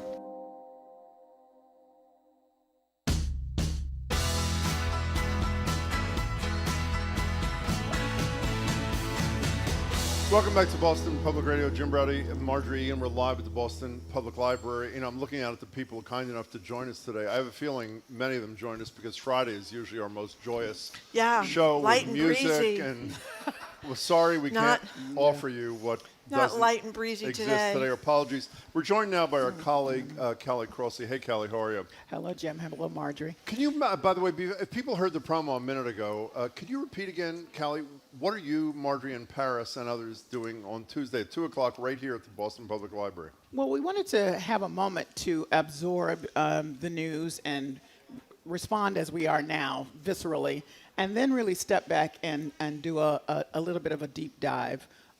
We're going to be joined by some experts in the field, some local folks. We're going to look at both national impact and local impact and hear from folks, again, as you're hearing today, by taking some calls. But really, it's just to have a more measured and a little bit deeper conversation about what we will then know more about Tuesday. Tuesday at 2 o'clock at the Boston Public Library, and you're people welcome can come. and encouraged. Anybody can come. No that's right. tickets. You can just show up. That is correct. And come. That's right. So, what do you think?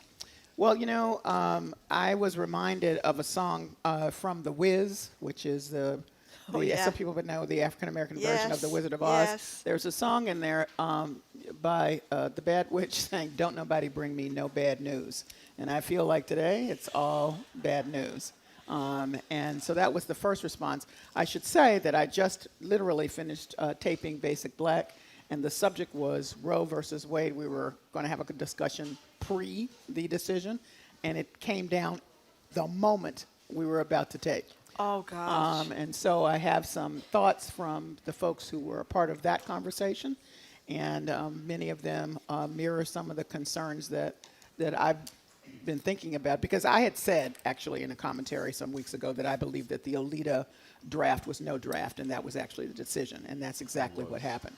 So I would say that one of our guests this morning, Yvonne Espinoza Madrigal, who's the lawyer for civil rights, articulated what's on our minds about the fugitive state, the fugitive laws and how they acted in terms of slave states and free states. So there are now states in which you may have some abortion access and others that you will not. So the question I put to my guest this morning is, are we the new Canada for a new kind of underground railroad, and what does that mean in Massachusetts? And that's, of course, still to be worked out. We have some guardrails, as Maura Healey said, but there are other things that we have to shore up if people are concerned about that. You know, speaking of Maura Healey, I mentioned this briefly on the air, and I almost feel stupid to say it.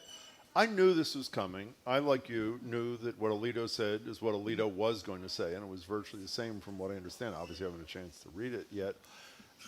There was a piece of me, I don't know if shocked is the right verb, it's not.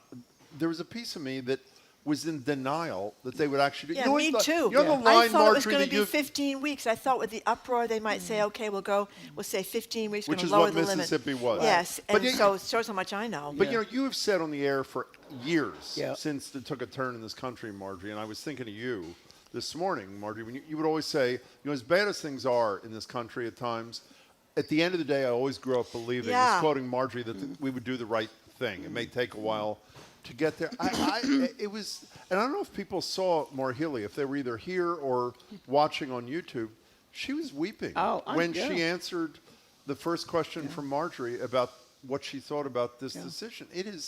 It's otherworldly, surreal that this right has been rolled back after half a century in this country. And I think it has to be stated, and people need to think about this, that that's what this says is there is no settled law.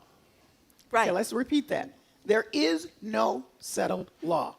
I don't care when it was signed off on. That means they'll go back to whenever they feel like it and unsettle it, because as many have said, including Nancy Gertner, they can. Well, by the way, it's even worse than that. In Alito's opinion, he said Roe was egregiously wrong from the start. Egregiously wrong from the start is what the majority opinion with Alito had to say. But the bottom line is, if you have a 50-year-old law that every single one of them on the court said, we will not mess with settled law, we'll think about some other things. I mean, none of us would have been surprised if, given the agenda that many of them have stated out loud, though they're not supposed to have an agenda, is, what they felt about this law, that there would be some chipping away, some undermining. Exactly. But an overturning of settled law is not where, I think that's what has a lot of people so freaked out. Can I, by the way, I should have mentioned before, President Biden is scheduled to speak at this minute on the Dobbs decision. This decision,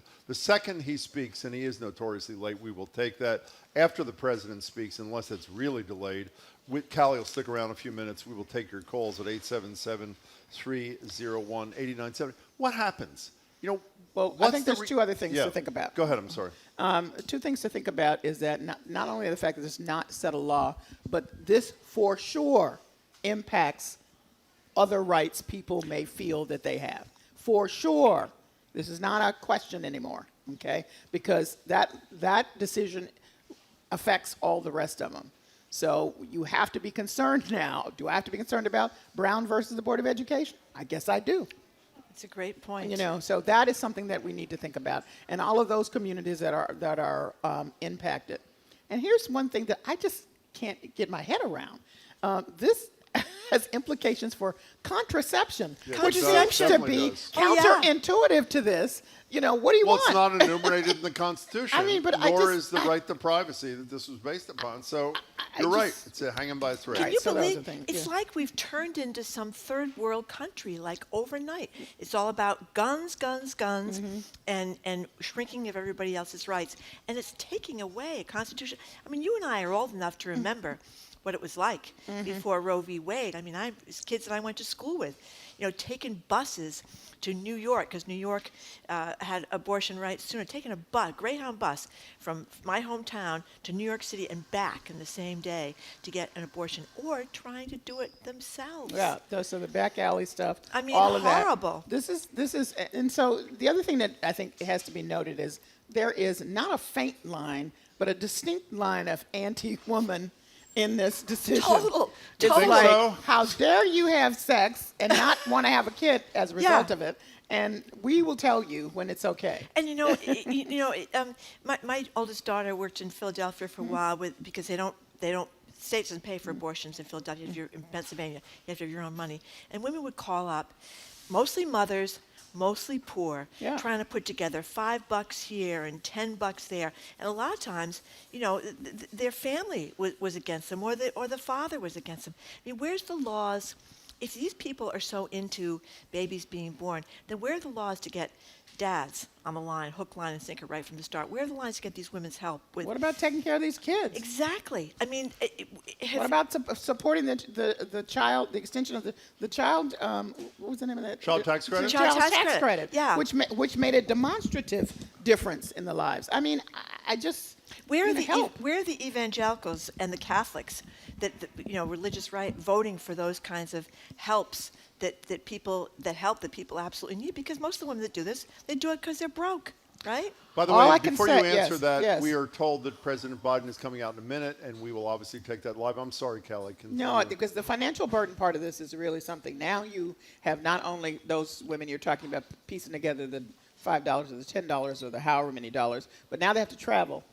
And then they're going to implicate you or anybody else who might help them. Get to it, because now you're criminalizing people that have nothing to do who are actually trying to get. I mean, this is I don't know if everybody understands the full weight of this. This is intense. Well, and I asked you before, and I guess we'll probably have to continue it in a minute after Joe Biden, and we are going to take your calls after President Biden with Callie.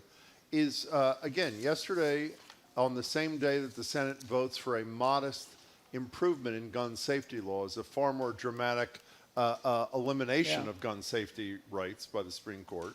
Today it's abortion.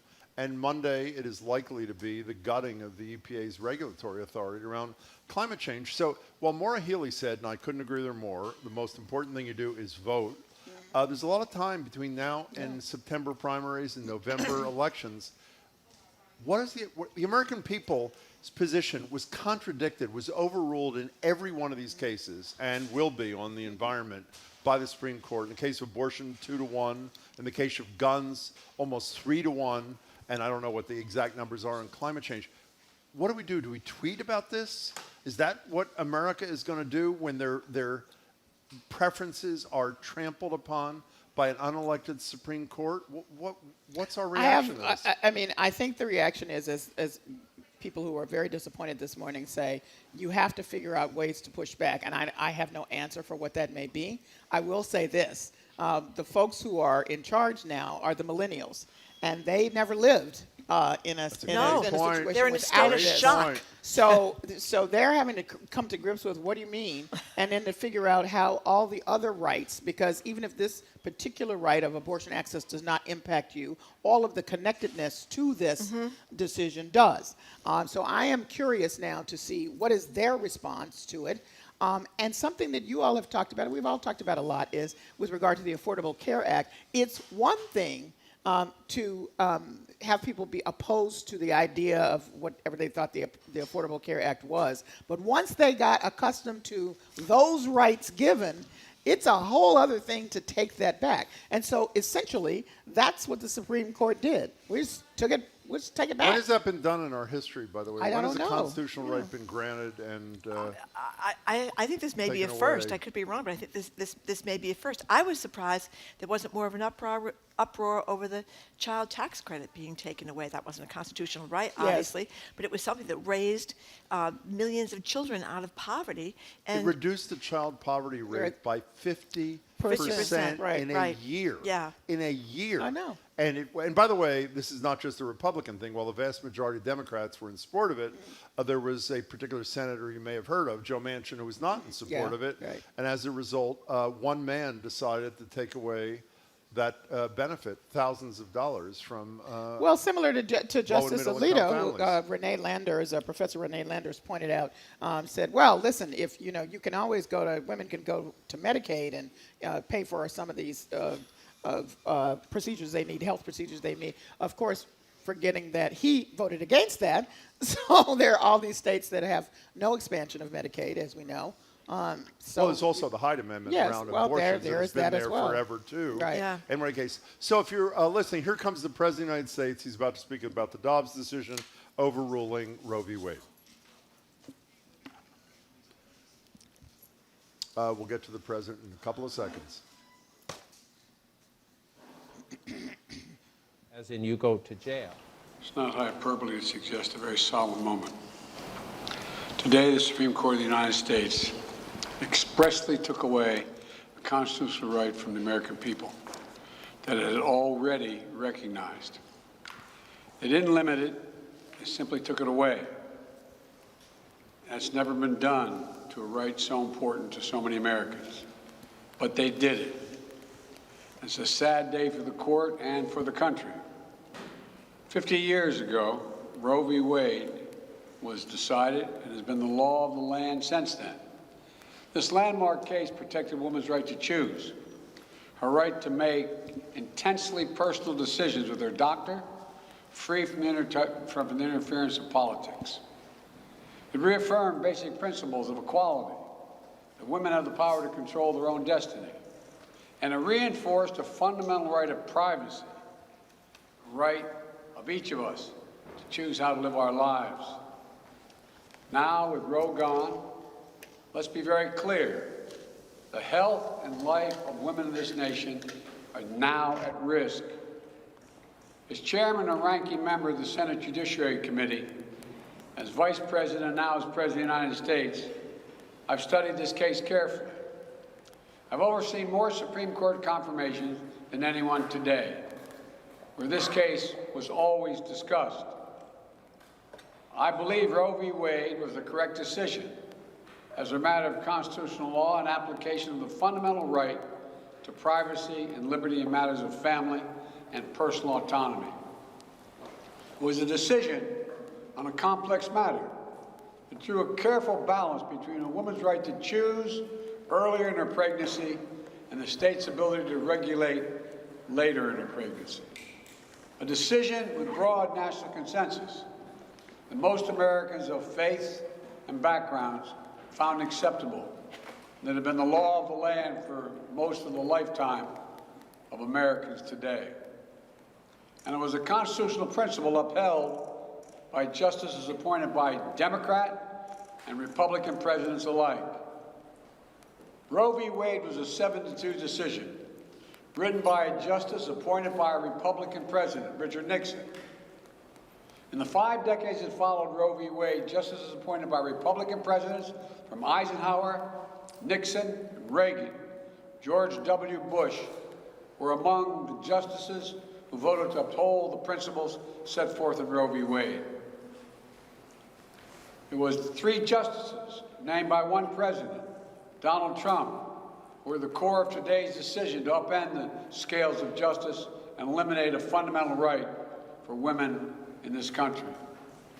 Make no mistake, this decision is a culmination of a deliberate effort over decades to upset the balance of our law. It's a realization of an extreme ideology and a tragic error by the Supreme Court, in my view. The court has done what it has never done before, expressly take away a constitutional right that is so fundamental to so many Americans that had already been recognized. The court's decision to do so will have real and immediate consequences.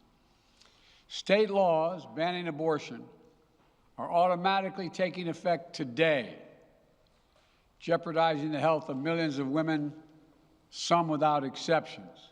So extreme that women could be punished for protecting their health.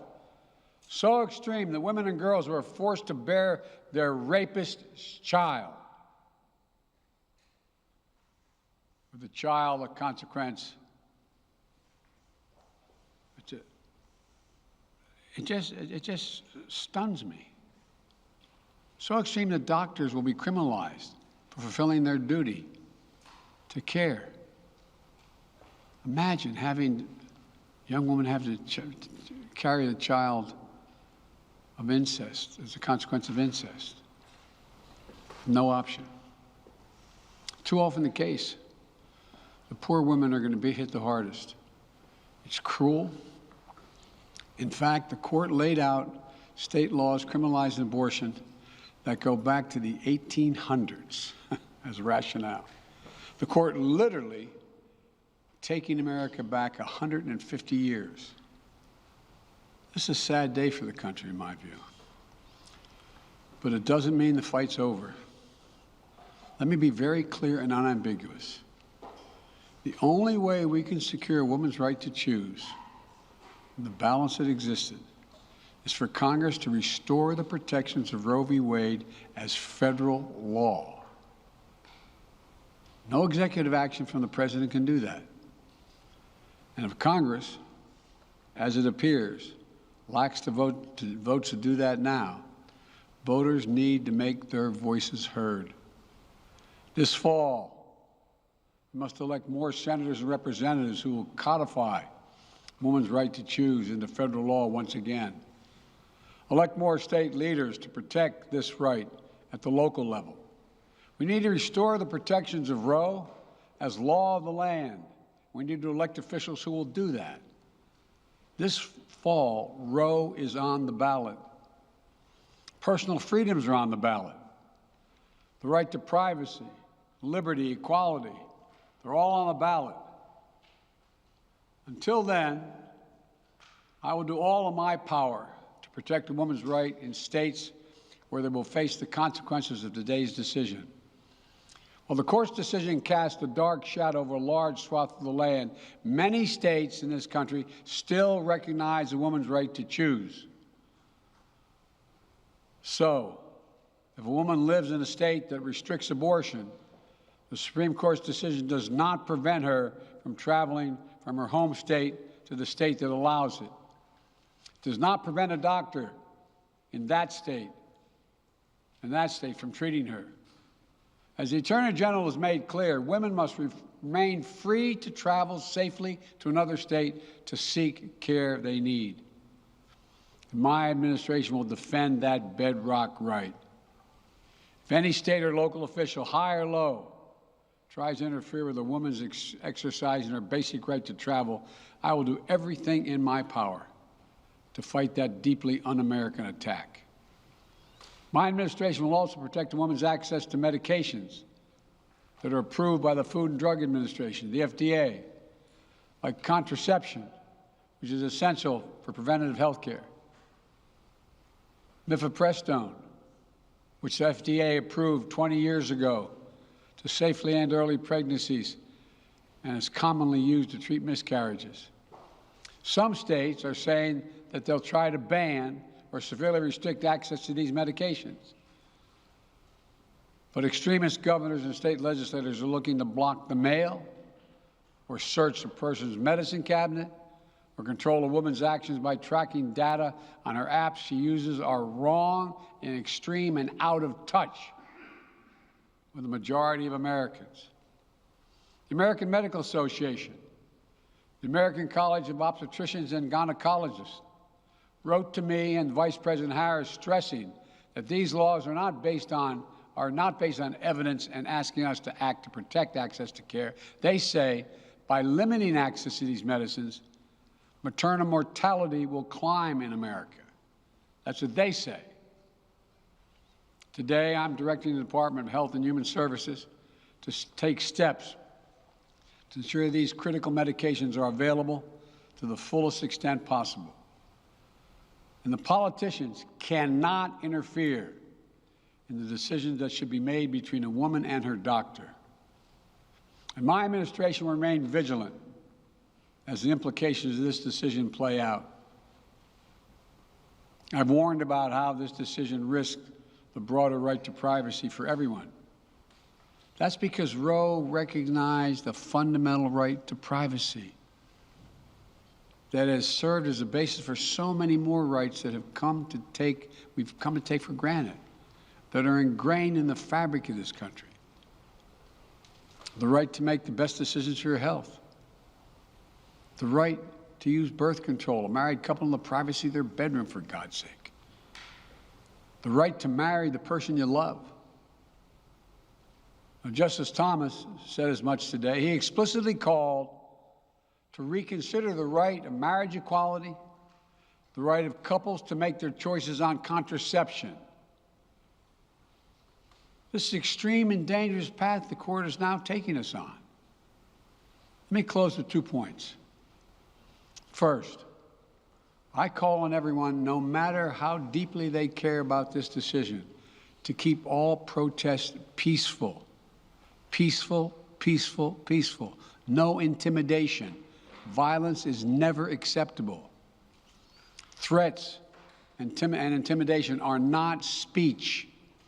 We must stand against violence in any form, regardless of your rationale. Second, I know so many of us are frustrated and disillusioned that the court has taken something away that's so fundamental. I know so many women are now going to face incredibly difficult situations. I hear you. I support you. I stand with you. The consequences and the consensus of the American people, core principles of equality, liberty, dignity, and the stability of the rule of law demand that Roe should not have been overturned. With this decision, the conservative majority of the Supreme Court shows how extreme it is, how far removed they are from the majority of this country. They've made the United States an outlier among developed nations in the world. But this decision must not be the final word. My administration will use all of its appropriate lawful powers, but Congress must act. And with your vote, you can act. You can have the final word. This is not over. Thank you very much. More to say this in weeks to come. Thank you. You're listening to President Joe Biden live on 89.7 GBH. The president said that the Supreme Court had taken away a constitutional right, never been done for a right so important. He called it a sad day for the country, a tragic error by the Supreme Court. He said that some states are so extreme in their opposition to Roe that they, and we have all seen this reported, that they would force a woman or a child or a young girl to bear the child of the man who raped her, and they would also force her to bear the child through an incest, which obviously both those things are against the law. The woman would bear that burden and the criminal would not. He said the only way to secure a woman's right to choose is for Congress to restore the rights of women to choose. He also said that he would protect women that want to travel from their home state to be treated by physicians elsewhere to get an abortion. He said his administration will defend, quote, a woman, quote, exercising her basic right to travel, unquote. That's because states have threatened to prevent women from traveling. And he also says his administration would protect women's access to medical abortions and to contraception, which, as many people have pointed out, Callie Crossley just did here, other people have today, that is under threat because it came from the same basic principle. And he says everybody should go vote, and if the protests happen, they should be peaceful. 877-301-8970. Callie Crossley is with us. We're going to take your calls for a few minutes. After that, we're going to talk to Cheryl Hamlin. She's a doctor at Mount Auburn Hospital. She's been with us before. You read about her in the Globe. She worked in the last abortion clinic in Mississippi. But for now, 877-301-8970 if you want to give us your 2 cents on the issue or on what President Biden had to say. I'm sorry, Callie, go ahead. Yeah, I want to underscore something that the president said about trying to provide safety for women who travel to other states to get abortions. Again, referencing my conversations with Yvonne Espinosa-Madrigal of the Lawyers for Civil Rights, who I spoke to in Taping Basic Black this morning, he said it is extremely important if a woman decides to do that to seek legal advice and assistance before, because there's all kinds of tricky little things, and you either put someone else in jeopardy or yourself in jeopardy. So please seek out community legal assistance before, okay? And I just wanted to emphasize that because it's not as simple as let me pack up and, and somehow the government's going to protect me. Before we get to the calls, I was thinking during Biden's speech, the president's speech, Callie, when you said to Marjorie that, the millennials listening to the show, millennials living in this country, haven't lived in a country where abortion was illegal. Gia, one of our colleagues here, did a little research during the break. 66% of America is under 50 years old. 2/3 of the people in this country have never lived in a country like this where abortion was illegal. And we should make one other thing clear that is so basic that we didn't say it, but I'm glad Joe Biden did. I'm sure there are a lot of scared people, and they should be scared. However, this did not make abortion illegal across the country. What it said was that there is no federally constitutional right to an abortion.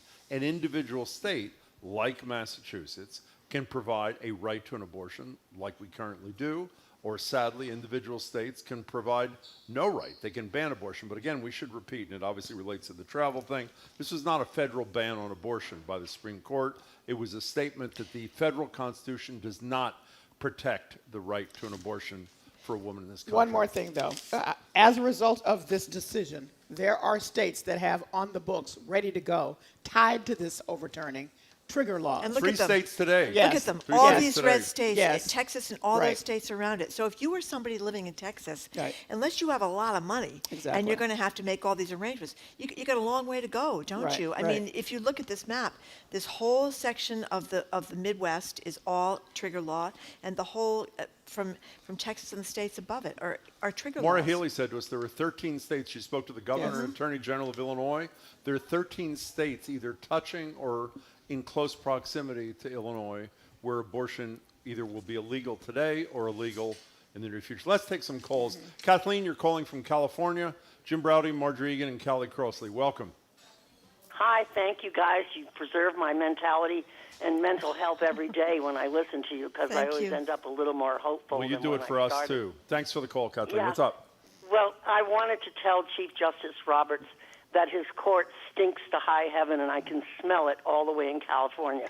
Because my right to protect my health and protect my survival is God-given, not state-given. And no Supreme Court is going to take it or any other inalienable God-given right away. Nobody argues, what is a God-given right? I'd like to know.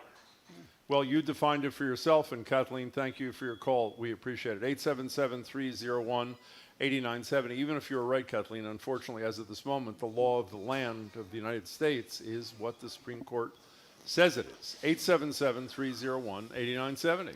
Susan on the road, thank you for calling. Hi, Susan. Hi, I wanted to talk also about the Equal Rights Amendment. I think we had a last chance a few years ago, and it didn't have much interest. But just if you start there with the fact that we don't have equal rights anyway, it makes it a lot tougher. And by the way, can I interrupt you and beg to differ with you? There is somebody in Massachusetts who's been spearheading the fight on this, Wendy Murphy.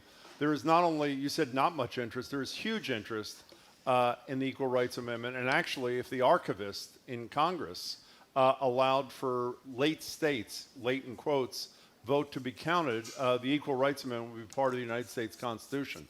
So there is overwhelming support for it, but an archivist is standing in the way. So, and there's litigation pending around that. So, Susan, thank you for the call, but the ERA would change that. It's a very good point. If it were part of the Constitution, it would address your issue before too, Marjorie. And kudos to Wendy Murphy for, well, I realized after I was talking about that, that there would be another way to argue this maybe under equal protections under the law. But then, of course, you're going to go before a packed Supreme Court who just got rid of Roe v. Wade. It does. That's what's so depressing about this, as we've talked about.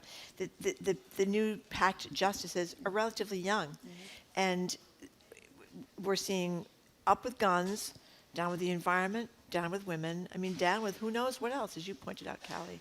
It's so interesting to me because I think to myself, who are they interacting with? I'm serious here. I think that in some of the language, as the president noted that they went back to 1800s to cite some laws from there, and you wonder, who are y'all hanging out with? Well, are you having conversations with normal people? The other thing is the Catholic Church, until I think it was 1869, and many other religious organizations were about quickening. When the mother can feel the baby move, which is usually 16, 18 weeks, somewhere in there, sometimes 20 weeks. That was when up till then, it was okay. They changed their mind about this whole thing and decided it was the moment of conception. That is a relatively new position, and when people talk about the moment of conception, well, really? Well, that gets back to what you've discussed and I've discussed many times. Nobody understands anatomy these days, or biology and how this stuff works. Who was that guy that was like, she can just take care of it? Who was the senator that said? Todd Akins or Akins, something like that. Yeah, I mean, yeah, really? So, he was the one that said, nobody can get pregnant from a rape. Is that right? Right. I mean, it was just. Yeah, you're not going to get pregnant. Oh my God, that was unbelievable. Faye in Hamilton, you're on with Callie Crossley, Marjorie Egan, and me. Hey. Hi, I just had one question. Sure. With the state hijacking a woman's body, isn't that slavery? Isn't that against the 13th Amendment? Well, as we've said, all of these rights are impacted now, and it will not be uncommon to notice that all of this overlaps, and we're going to see what that means. So for me, I'm thinking is Brown versus the Board of Education out the window. Somebody just texted and say, are they going to reinstate slavery? Is that their next idea? That they think that maybe they should? That's a good idea too. I mean, who knows? Wow. Faye, thank you for the call. We appreciate it. Let's take one more while we have Callie. Where would you like us to go, colleagues? Is it Verena? I hope I pronounced that right. In Dartmouth. Hello there, Verena. Hi, it's actually Verena, but that's Verena, okay. My apologies. Glad you called. Welcome. No worries. Thank you. First time, a long time, and I'm happy to be on. We're glad to have you. A couple of things. First of all, those justices lied under oath. They did. And committed perjury, and I'm curious as if there will be a consequence to that for committing perjury. And the other piece is the Republicans will now have to support legislation for SNAP benefits and subsidized housing and all sorts of things to support these babies who may be born to mothers who can't afford them. I assume you're kidding, by the way, with that latter comment. I mean, the great line that I always attribute to Barney Frank, and I'm not even sure it's his, is they believe life begins at conception and ends at birth. Yeah. Which, unfortunately, is the deal. By the way, thanks for your call. Getting back to the perjury, in quotes, issue, I'll read again. Here's what Kavanaugh said during his confirmation hearing, Justice Kavanaugh. It is settled as a precedent of the Supreme Court. He was asked about Roe. Entitled to respect under principles of stare decisis. And one of the important things to keep in mind about Roe v. Wade, said then nominee Kavanaugh, is that it has been reaffirmed many times over the past 45 years. Roe v. Wade, said Kavanaugh, is an important precedent of the Supreme Court. I mean, and by the way, that was what caused Susan Collins from Maine to be, I would argue, intentionally duped. Yes. And to say, I spoke to him and I trust that he will respect the precedent. Right. And also, have we not had the discussion here about who polices them? Nobody. Because otherwise, Clarence Thomas should be stepping down at least on some of these issues. It is unbelievable. So there's nobody to police him. So that's the answer to the question. Yes, if they can commit perjury all day long, but who's going to slap them down? Who's going to? I'm willing to do that, actually, Callie. If you need somebody, I am your guy. Callie, we really appreciate your time. Thanks so much for being with us. Let me just remind everybody of the Tuesday conversation we're having right here after BPR. So we'll be starting with that conversation, and it's the three of us from WGBH Newsroom. That's Marjorie Egan, that's Callie Crossley, and that's Paris Woods.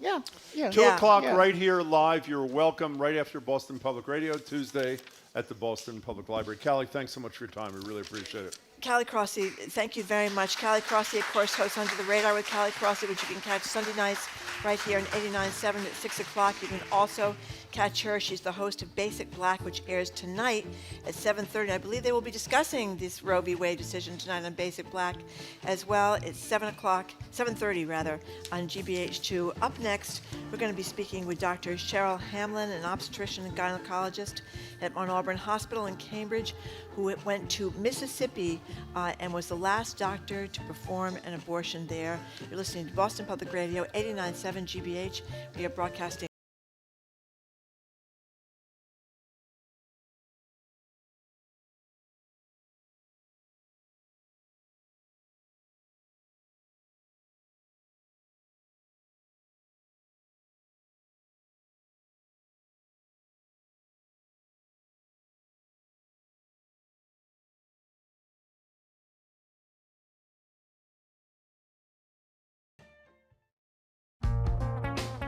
The Supreme Court strikes down Roe v. Wade as the nation watches the end of an established constitutional right.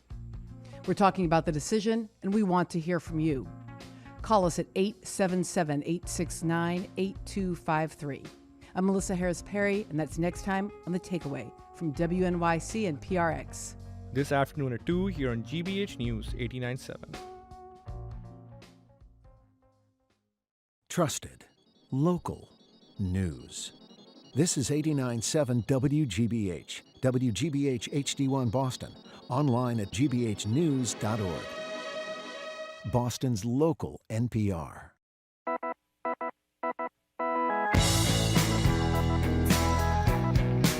Hell of a day, still sinking in. Welcome back to Boston Public Radio. We're live at the Boston Public Library, streaming on youtube.com/GBH News. I want to just touch on something before we introduce our next guest that we did when the Attorney General was with us for the first hour. We and she talked about how important it is when picking a president to decide the kind of justices here. Right. Someday she will appoint to the Supreme Court. We were the first people, I believe, in America to ask candidate Trump if he had a litmus test for nominees to the Supreme Court. And here is what he told us in New Hampshire right before that first primary. Here's Donald Trump. Well, I'm pro-life, and I would put in pro-life. And we want many different qualifications. You know, we want high degree of intelligence is very important qualification. So nobody should be surprised. Donald Trump said from day one, pro-life was an important Yeah, you know what? criterion for him. You know what? There's no more of this pro-life stuff. I mean, You mean in they're terms not, of the terminology? Yeah, I mean, pro-life people want to be called pro-life. They're anti-equality. They're anti-women. If they were pro-life, as the Catholic nun Joan Chittister has said a million times, then they would be supporting programs that help women and children lead those lives. So no more pro-life stuff for me. Joining us on the line again is Dr. Cheryl Hamlin. She is an obstetrician and gynecologist at Mount Auburn Hospital in Cambridge. As I hope you know, worked in the last abortion clinic in Mississippi, the one that's involved in the Supreme Court case today. Dr. Hamlin, we really appreciate your time yet again. Oh, thanks for having me. And Yeah. Marjorie, I love your last quote. That was great. Thank you. Thank you very much. So, Doctor, you were in Mississippi where they do have a trigger law that will possibly make this Supreme Court decision go into effect almost immediately. So what's going to happen to your colleagues and to the women you treated in Mississippi? You know, colleague-wise, it's going to be a scramble. And you know, I mean, I think everybody has other jobs and plans of what they're going to do to, you know, improve access as much as possible. You know, so it is really the women in Mississippi who, you know, are getting the shaft. You know, I'm having trouble really wrapping my head around the whole thing. I mean, we've been making plans to improve access in terms of, you know, getting them to safe states and how can we get pills to them and things that we talked about before. But, you know, now it's like on the line. Now we got to act. And, yeah. Well, So in a that's minute. where we are. I'm sorry, go ahead. Oh, no, go ahead. We do want to talk about medical or medication abortions in a second with you, Dr. Hamlin. But, you know, we asked Art Kaplan, the medical ethicist from NYU who's with us weekly, this question, but I'll ask you as a practicing physician, how is it ethical for a doctor to refuse necessary care, needed care for a patient, even if he or she is providing the care or should be providing the care in a state that has outlawed abortion? How is it ethical not to provide it? Is that what you're saying? Yeah. I mean, yeah. If someone truly, yes, I agree. I mean, if someone's coming to you for care that is medically necessary, I agree. You should provide it. And you know, there's examples. I mean, that was the case that may, you know, caused Ireland to change their laws. Yeah. Yes. She didn't get good care, and she died as a result because doctors were afraid of whatever repercussions. And, you know, it's just, it's really terrible that doctors, you know, and so that's the other thing. Like you say, well, you can still provide an abortion in the case of saving the woman's life, but how many doctors in Mississippi are really going to do that? They're going to be afraid to. I hope they do, but they're going to be afraid to. Sure. You know, Dr. Hamlin, tell us why you did this, traveling from Mount Auburn Hospital in Cambridge down to Mississippi to help out in the last standing abortion clinic there. Obviously, abortion rights meant a lot to you. Yeah, and initially it was bad. I mean, women in Mississippi don't have equal access to care, and we know that it predominantly affects poor women of color, because it's not as easy for them to, you know, leave the state or take a week off or whatever. I mean, it really was as simple as that at the beginning, but, you know, I think kind of looking at this and staring this in the face, as they say, I think it's just about so much more than that. We can't let our guard down. I mean, we have to not only play the long game of, you know, getting the rights back, but in the short run, like preventing, you know, they say they're not going to go after gay marriage. Well, why wouldn't they? Because now they've proven they can, you know, criminalizing women. Oh, we don't want to do that, but they will, you know. I mean, women are going to, especially poor women and women of color, are going to go to the emergency room with a miscarriage, and they're going to be scrutinized. Yes. We know that's going to happen. So, yes. You know, let's not pretend otherwise. You know, Dr. Hamlin, when we spoke with you at one of the times before, we could hear people protesting. It sounded like male voices mostly outside your clinic. Talk about there was some fear, I would assume, from women and workers that of possible things getting out of hand in terms of violence down there, I would guess, with people so worked up right outside the clinic.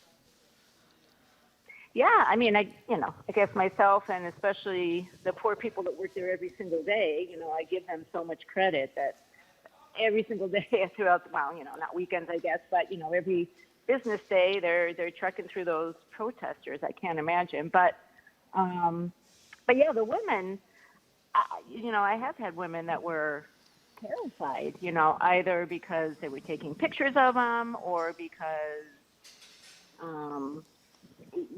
that one woman said that, she didn't know was a protester, kind of stuck her head in the car and said, "Come with me," and then she realized she was being led away from the clinic, and wow, she didn't know what was happening, So yeah, I mean, some women fight back, some women just ignore them, but I've definitely seen more than a few women who were pretty terrified and asked to be escorted back to their car. Did you have to wear bulletproof vests at any point?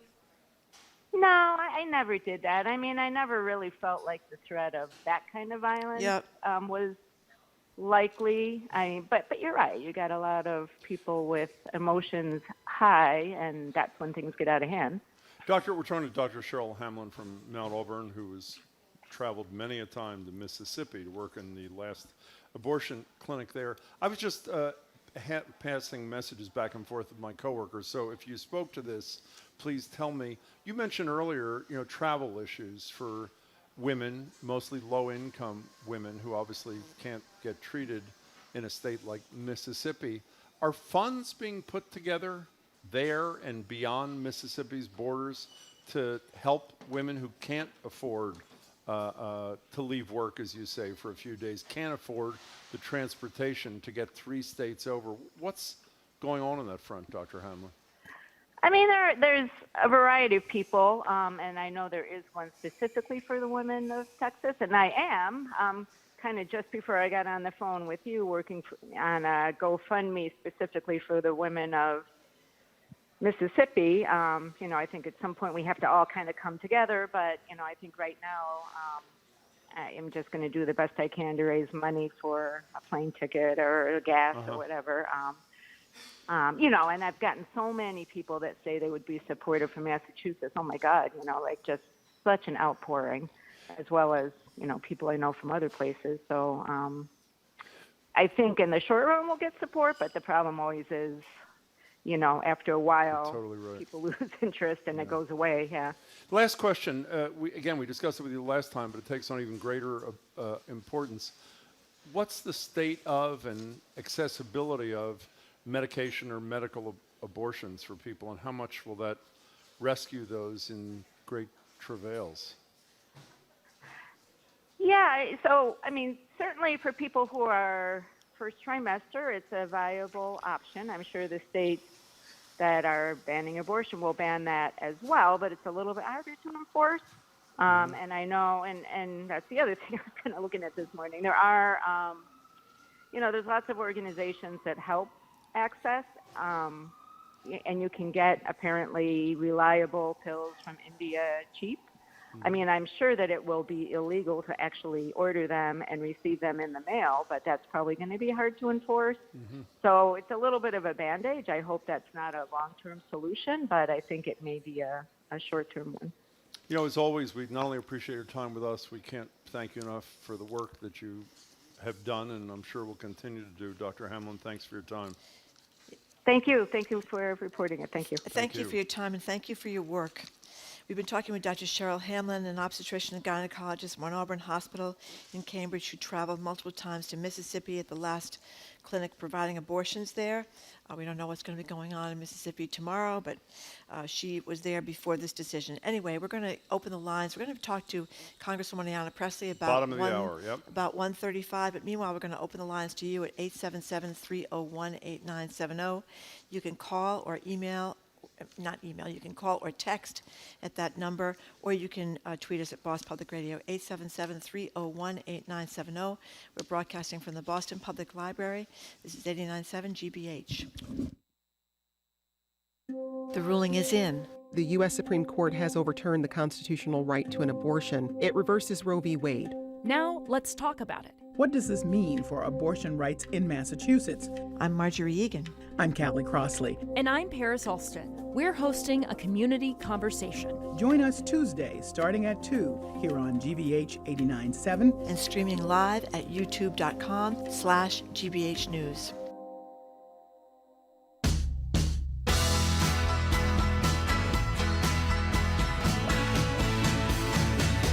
Welcome back to Boston Public Radio. Jim Browdy and Marjorie, we're live at the Boston Public Library. We've been talking all day about what America is talking about all day, the decision of the Supreme Court this morning to overrule Roe v. Wade. 6-3 vote, as I'm sure people know, and I guess most people are not surprised, even though we're Chief Justice Roberts would go. I guess for some people it was a question 6-3. We've discussed it all day. We started with Healey. We spoke to Callie Crossley. We just spoke to Dr. Cheryl Hamlin, who's done incredible work. She's out of Mount Auburn Hospital, who has traveled regularly to Mississippi, the last abortion clinic in that state. And at the bottom of the hour, in about 20 minutes, we'll talk to Congresswoman Ayanna Presley. But for now, it is your turn. 877-301-8970. Are you not having the same experience I am? Every time we go to the news or there's an announcement or whatever, or you say, we're coming back to talk about it, isn't it like an out-of-body experience? Yes. It's almost like you've heard it for the first time and you're incredulous, even though intellectually I think we all knew it was coming. Well, it's so dishonest because it really is not about the unborn baby. It really is not. It is about a wedge issue that seems to get people all worked up. As many people forget, as I said before, the Catholic Church, which is like life begins at conception, wasn't this way. It used to be quickening. The Southern Baptists, the big group of evangelicals, they were pro-choice in the 1970s, but they decided, because they were fighting integrating the schools in the South, that really little 5-year-old black kids that wanted to go to school, they weren't a real good rallying point because people would feel bad for these little black kids that couldn't get a decent school. So they decided to switch from integration to abortion. And then they did a 180. And the problem, why I say it's so dishonest, is that there isn't the lobbying. If the Catholic Church is so upset about abortion, where were they out speaking in the pews about Joe Biden's Build Back Better bill that would have given money for maternity care, that would have given more money for child health care, that would have given money for all these things that enable poor women, and it's mostly poor women, and it's mostly mothers who have abortions because they can't feed the children they already have. So it's just a bunch of baloney. And the same thing with the evangelicals. They say they're doing all these things. They're not doing squat when it compared to the need. So that's why it's so hypocritical. And I've always wondered, because I used to live near the 2 big abortion clinics on Beacon Street in Brookline, the ones where John Salvi came and murdered people. Why is it always men outside these clinics? Why is it always men? What is that about? Call me suspicious. You know, by the way, one guest I left out was a really important one right in the middle was former Judge Nancy Gertner, who I think described it in 2 words perfectly. Judicial coup is really what that is. It's not at all what the American people want. It's not what the Constitution for 50 years demanded. But as she said, they did it because they could. Let's go to Rhode Island. Tina, you're on Boston Public Radio. Thank you much for calling. Welcome. Hi, thank you for taking my call. Sure. I just want to say that I think that it's time for women to go on a nationwide strike. We should shut down the country until Election Day. Nothing in this country or in the world happens without women, and we can't have our autonomy compromised in this way. We have lost our way as a country. This has revealed and reminded us of the long history, deeply rooted, as Alito would say, history of misogyny in this country. And I think it's time for the powers that be to really understand that you can't run a country if you oppress the women in it. We see this all over the world, all throughout history.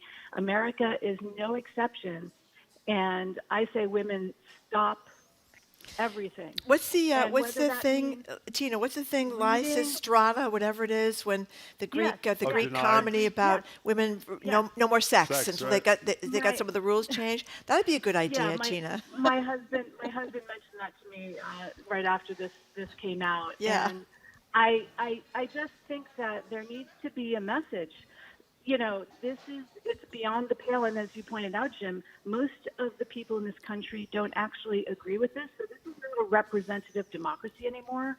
It's a tyranny of a select few. And it needs a statement as dramatic as women refusing to participate in the culture until we can participate in controlling our bodies. Tina, fabulous call. Thank you very much for making it. Let's go back and quote Ruth Bader Ginsburg, who said there is no economic freedom for women without reproductive freedom. And that's absolutely true. You can't plan your life. You can't go on and get, and what's the other thing that's so dishonest about this? The same people that are trying to get rid of abortion are trying to get rid of birth control. So, I think they're a little hung up on things having to do with sex, I would say. I want to get back to Tina's notion there should be a national strike of women, I would argue, and men. But let's assume there's not, and maybe that is too extreme for the average person in this country. It shouldn't be. But if it turns out nothing is done other than, again, access to social media, and if it turns out next week the polls don't change and there's not less support for people who support less gun safety and no access to reproductive rights, isn't that a message to the Supreme Court and to the conservatives in Congress? You can do anything to the American people and you can get away with it. I think the response, whether it's Tina's or not, is a huge statement that the Supreme Court is waiting to hear. What is the reaction of the American people going to be? Are they angry? Fine. But if they're not doing anything, then they're not doing anything. The day after Trump was inaugurated, we had the biggest protest march in the history of our country when millions of women went. Well, that's right. It was the day after. It would have been the day of, but they disallowed it. You couldn't do it the day of the inaugural. And that was millions of women in their pussy hats. And we all know why they chose the pussy hats. And it certainly showed where a lot of women were at. It hasn't changed voting, tragically. But don't forget, a lot of these places, Democrats win, but because of gerrymandering, the Republicans win. I mean, the states have rigged a lot of the voting via gerrymandering, It's not just Democrats who want gun safety. It's not just Democrats who want the right to an abortion. It's not just Democrats who want a climate that they can breathe in, which is about to disappear likely on Monday from the Supreme Court. I'm not saying there's many Republicans as Democrats who are against these Supreme Court decisions, but there are a hell of a lot of them, and there sure as hell are a lot of independents who aren't happy. Going back to 2016 and 2020 as well, I mean, one of the reasons that Donald Trump lost in 2020, and one of the reasons Hillary didn't get enough votes in 2016 was suburban women. Yeah. And they changed their mind going toward 2020. I mean, I would think that how many women have abortions? I think it's 1 in 4, something like that. That's a lot of women that have abortions. And are they criminals now? Are they criminals? I mean, that's basically what the Supreme Court is saying. And it just bears saying again that we are going backwards, unlike any other developed country in the world. I mean, when you look at the countries where abortion is illegal, it's Congo, it's Egypt, it's Iraq, it's Haiti, it's Nicaragua. I mean, Senegal, all of Europe. We're like an outlier. Ireland, Catholic country, allows abortion now. Let's go to Ayanna in a car. You're on Boston Public Radio. We're talking about what everybody in America is talking about. Hello there. Hi, how are you? I hope you guys can hear me. We can. Great. Not a great connection, but we can hear you. Better off speaker, Ayanna. Go ahead. I'm a women's health nurse. Oh. And I have seen, there's this sort of idea in the Republican circles that it's okay to get a woman pregnant, or for a woman to get pregnant, if she doesn't want the baby, she can just give it up for adoption. Oh, God. Nothing makes my blood boil more than that, because I have seen so many women, and I haven't been a nurse for that many years, but I have seen women really harmed by pregnancy, by wanted pregnancies. I know of women who have died of wanted pregnancies. I have seen women with brain hemorrhages from wanted pregnancies.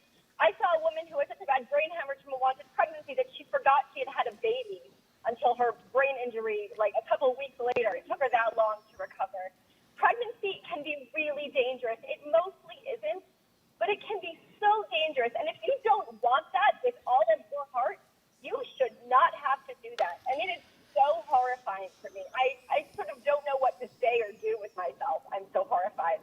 I don't think you're alone. Alana, thanks for your work and know, thanks for your call. You know who made light of women giving babies up for adoption was Amy Coney Barrett. Barrett, in her hearing. Who's the mother of 7 children, and 2 of them are adopted, actually.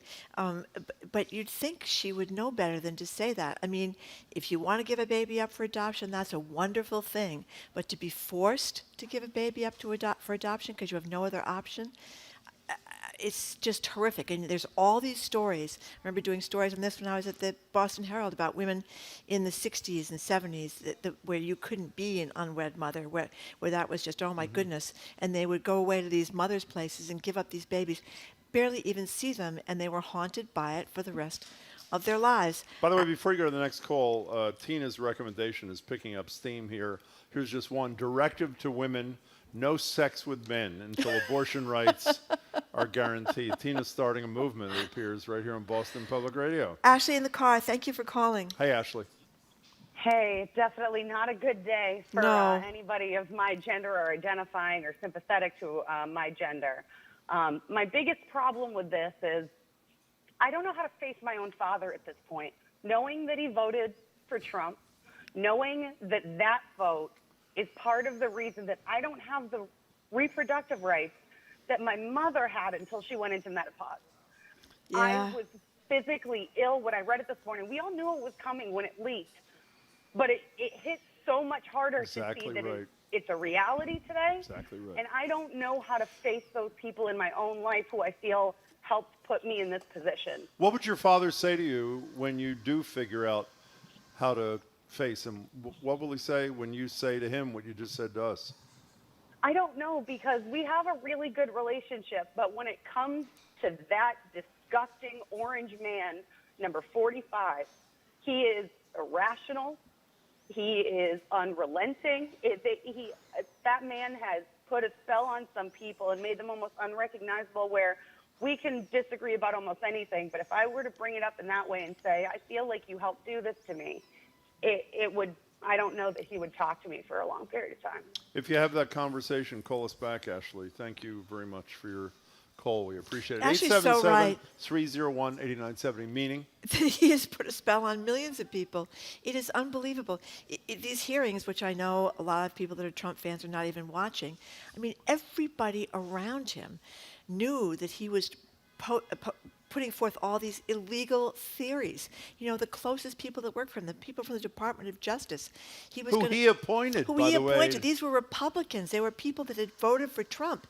And they're all saying, this is against the law. That's against the law. At one point yesterday, when the gentleman said that Trump was going to appoint this guy to head the Justice Department, that was just a yes man to Donald Trump, which was it Donahue that said everybody's going to resign. Everybody's going to resign. We're all going to resign en masse. Apparently his counsel, Pat Cipollini, said the same thing, by the way, even though he hasn't we're all testified. going to resign en masse, and then Trump backed down How a little about bit. Trump's line? We, unfortunately, because of this abortion thing, we haven't had time to discuss the incredibly powerful day yesterday. How about when Trump said to either Donahue or Jeff Rosen, just say the election was corrupt, I and the Republican congressman will take it from there. Right. Just say the election was corrupt, even though they said it wasn't. Corrupt. What he was doing was searching for people that he could put into power who would do his illegal tasks. And what's really scary is that if Donald Trump runs again and wins, there is nothing preventing him from being even more aggressive in that. Just appointing a bunch of people that will do whatever he wants. They'll probably get somebody in there that will say he'll give the first $200 million in campaign contributions to the Trump Golf Club in Bedminster or something like that. You know what you have to get for us, even though we're doing abortion today? If you guys can pull the soundbite from the quote meister of these hearings, this Hirschman guy who talked about Jeff Clark didn't know the only thing that he was an environmental law in the Justice Department. The only thing felon quote was the felon quote, and said the only thing that he knows about elections is the environment and elections start with the letter E. Let's go to Paul on the road. Thank you for calling. Paul on the road. Hello, Paul. Hey, how you doing? I am livid. Am I echoing? No. Whatever you are, we're glad you're here. Go ahead. I am just livid. I don't even know where to start. I just feel like the Republicans just are not going to be happy until there are jackboots in every post office, in every town hall, and every library, and every post office. I've called because it is time for a women's strike. Tina, that was Tina. Beyond the pale. Yep. Tina, I'm sorry, Tina. Yes, I wanted to agree with Tina. It is time. I'm not talking Lisa Strata striking. I'm talking about a real strike. Don't go to work anymore. This is just ridiculous. Where are they going to stop? They're just trying to make us a much less civilized country than we are, and we're not that civilized at this point anymore. Since that orange pig has been president. Paul, thanks for the call. By the way, we've said it before. Back to the gun thing. We're focused, understandably, on the repeal of Roe v. Wade and Casey today. Imagine again when you have a little bit of distance, maybe a week or a year, on the same day that we all forced ourselves to celebrate a modest improvement in gun safety laws in the country, and it is an improvement. 65 votes, I think, in the Senate, now on to the House. I think it's going to be approved today in the House and on its way to Biden. On the same day, with a modest expansion of gun safety, the Supreme Court of the United States essentially guts the ability of local law enforcement to decide who should be able to carry a weapon. By the way, in public, I didn't know today. Do you know the percentage of denials? I read this in the Globe. The percentage of denials there were of these public carry licenses in Massachusetts, 3%.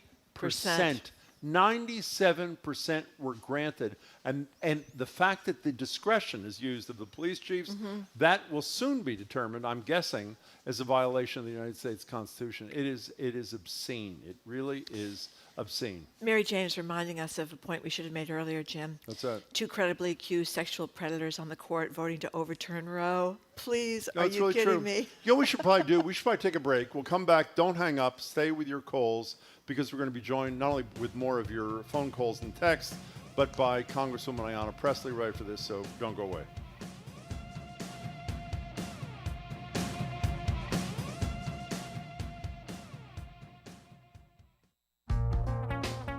The Supreme Court strikes down Roe v. Wade as the nation watches the end of an established constitutional right. We're talking about the decision, and we want to hear from you. Call us at 877-869-8253. I'm Melissa Harris-Perry, and that's next time on The Takeaway from WNYC and PRX. This afternoon at 2 here on GBH News 89.7. Support for our programs comes from you. And Babson College. You can make your dreams a priority with their part-time MBA. Applications due by June 24th for scholarship consideration for fall 2022. babson.edu/part-time.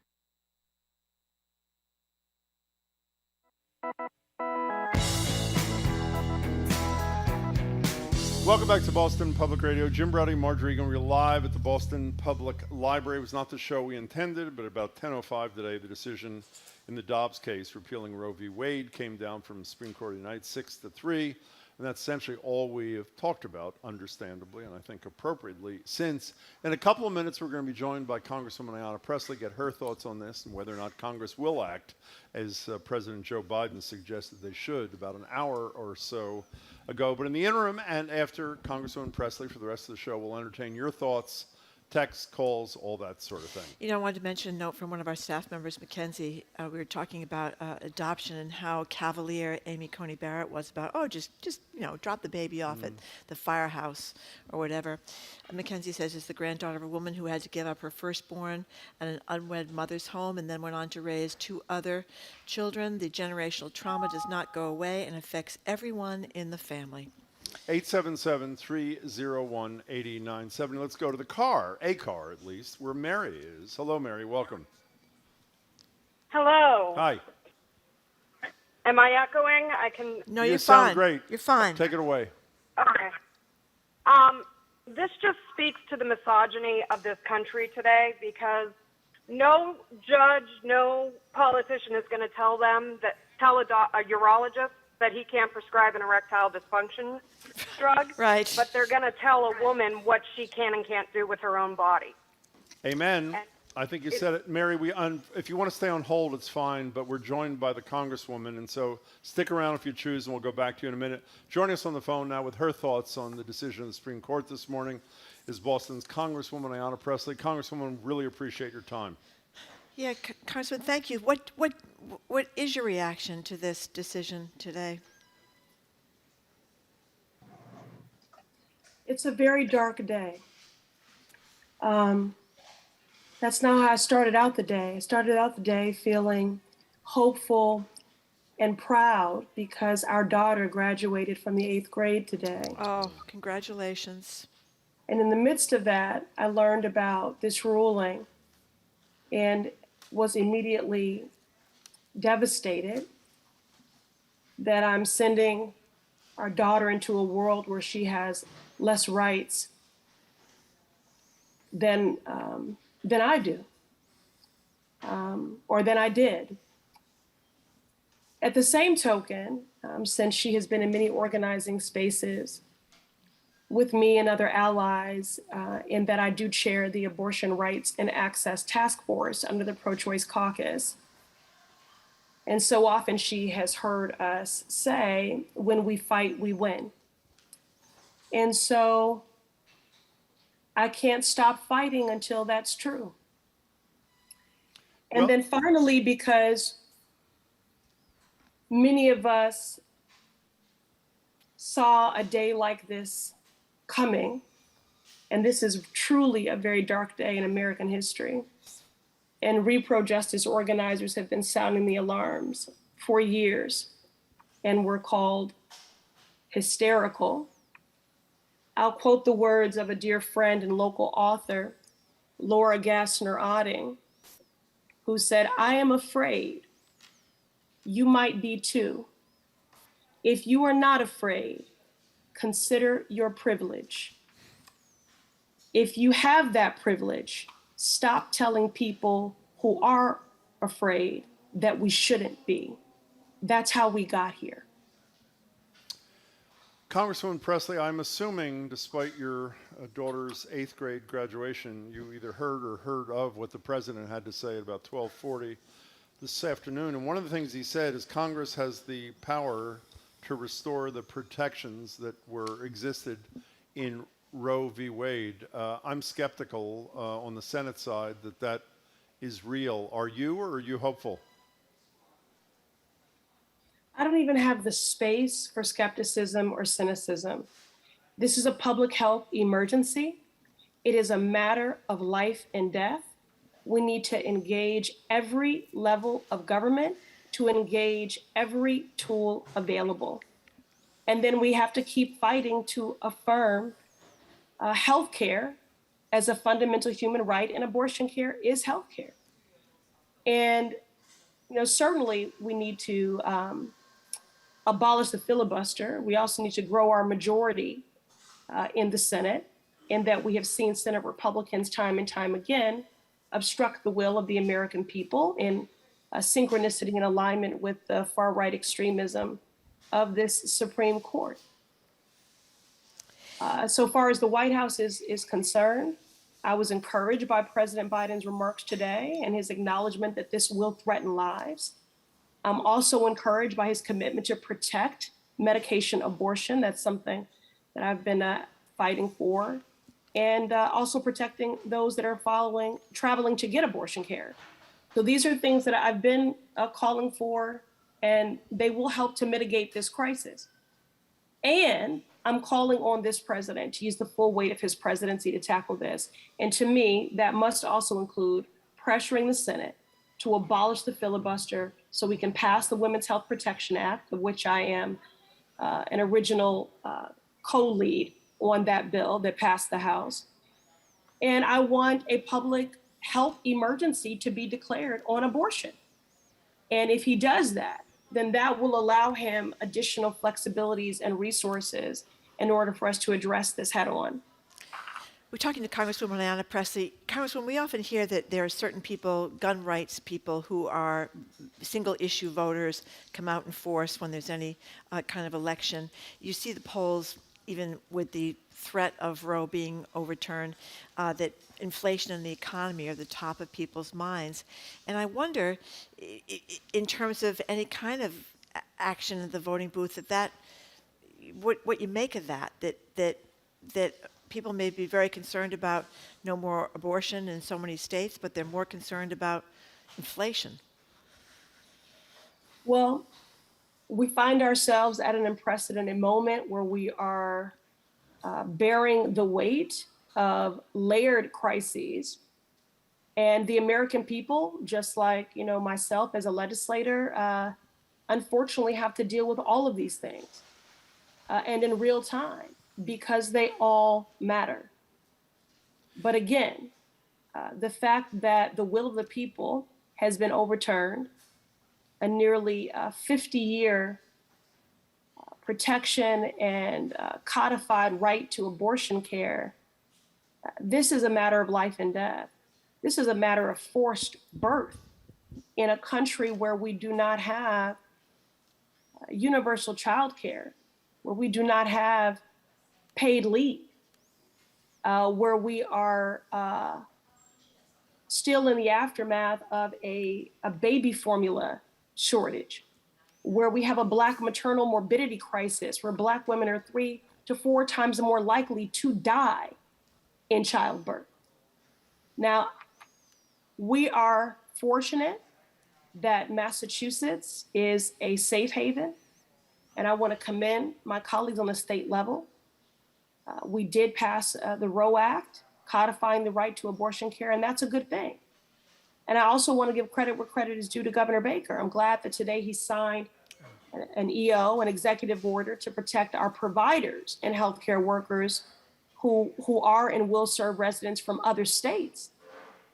You know, we're going to see an influx of people seeking health care, seeking abortion care here in Massachusetts. So we're fortunate that Massachusetts is a safe haven. And again, I commend our state legislature and acknowledge and thank the governor for his actions earlier today. You know, I just noted, you know this, we didn't know this, the gun bill, the Senate bill just passed the House 234 to 193, and it's obviously on its way to the president's desk. You know, Ayanna Presley, last question from me, Congresswoman from Boston. You said we have a public health crisis. This decision will threaten lives. A public health crisis was created yesterday by the very same court on guns that will threaten lives. On Monday, in all likelihood, a public health crisis will be created that will threaten lives when the Supreme Court takes away much of the regulatory authority of the Environmental Protection Agency to deal with climate change issues. I worry that they can unravel what matters in this democracy faster than Ayanna Presley and her colleagues can put it back together, and they're young.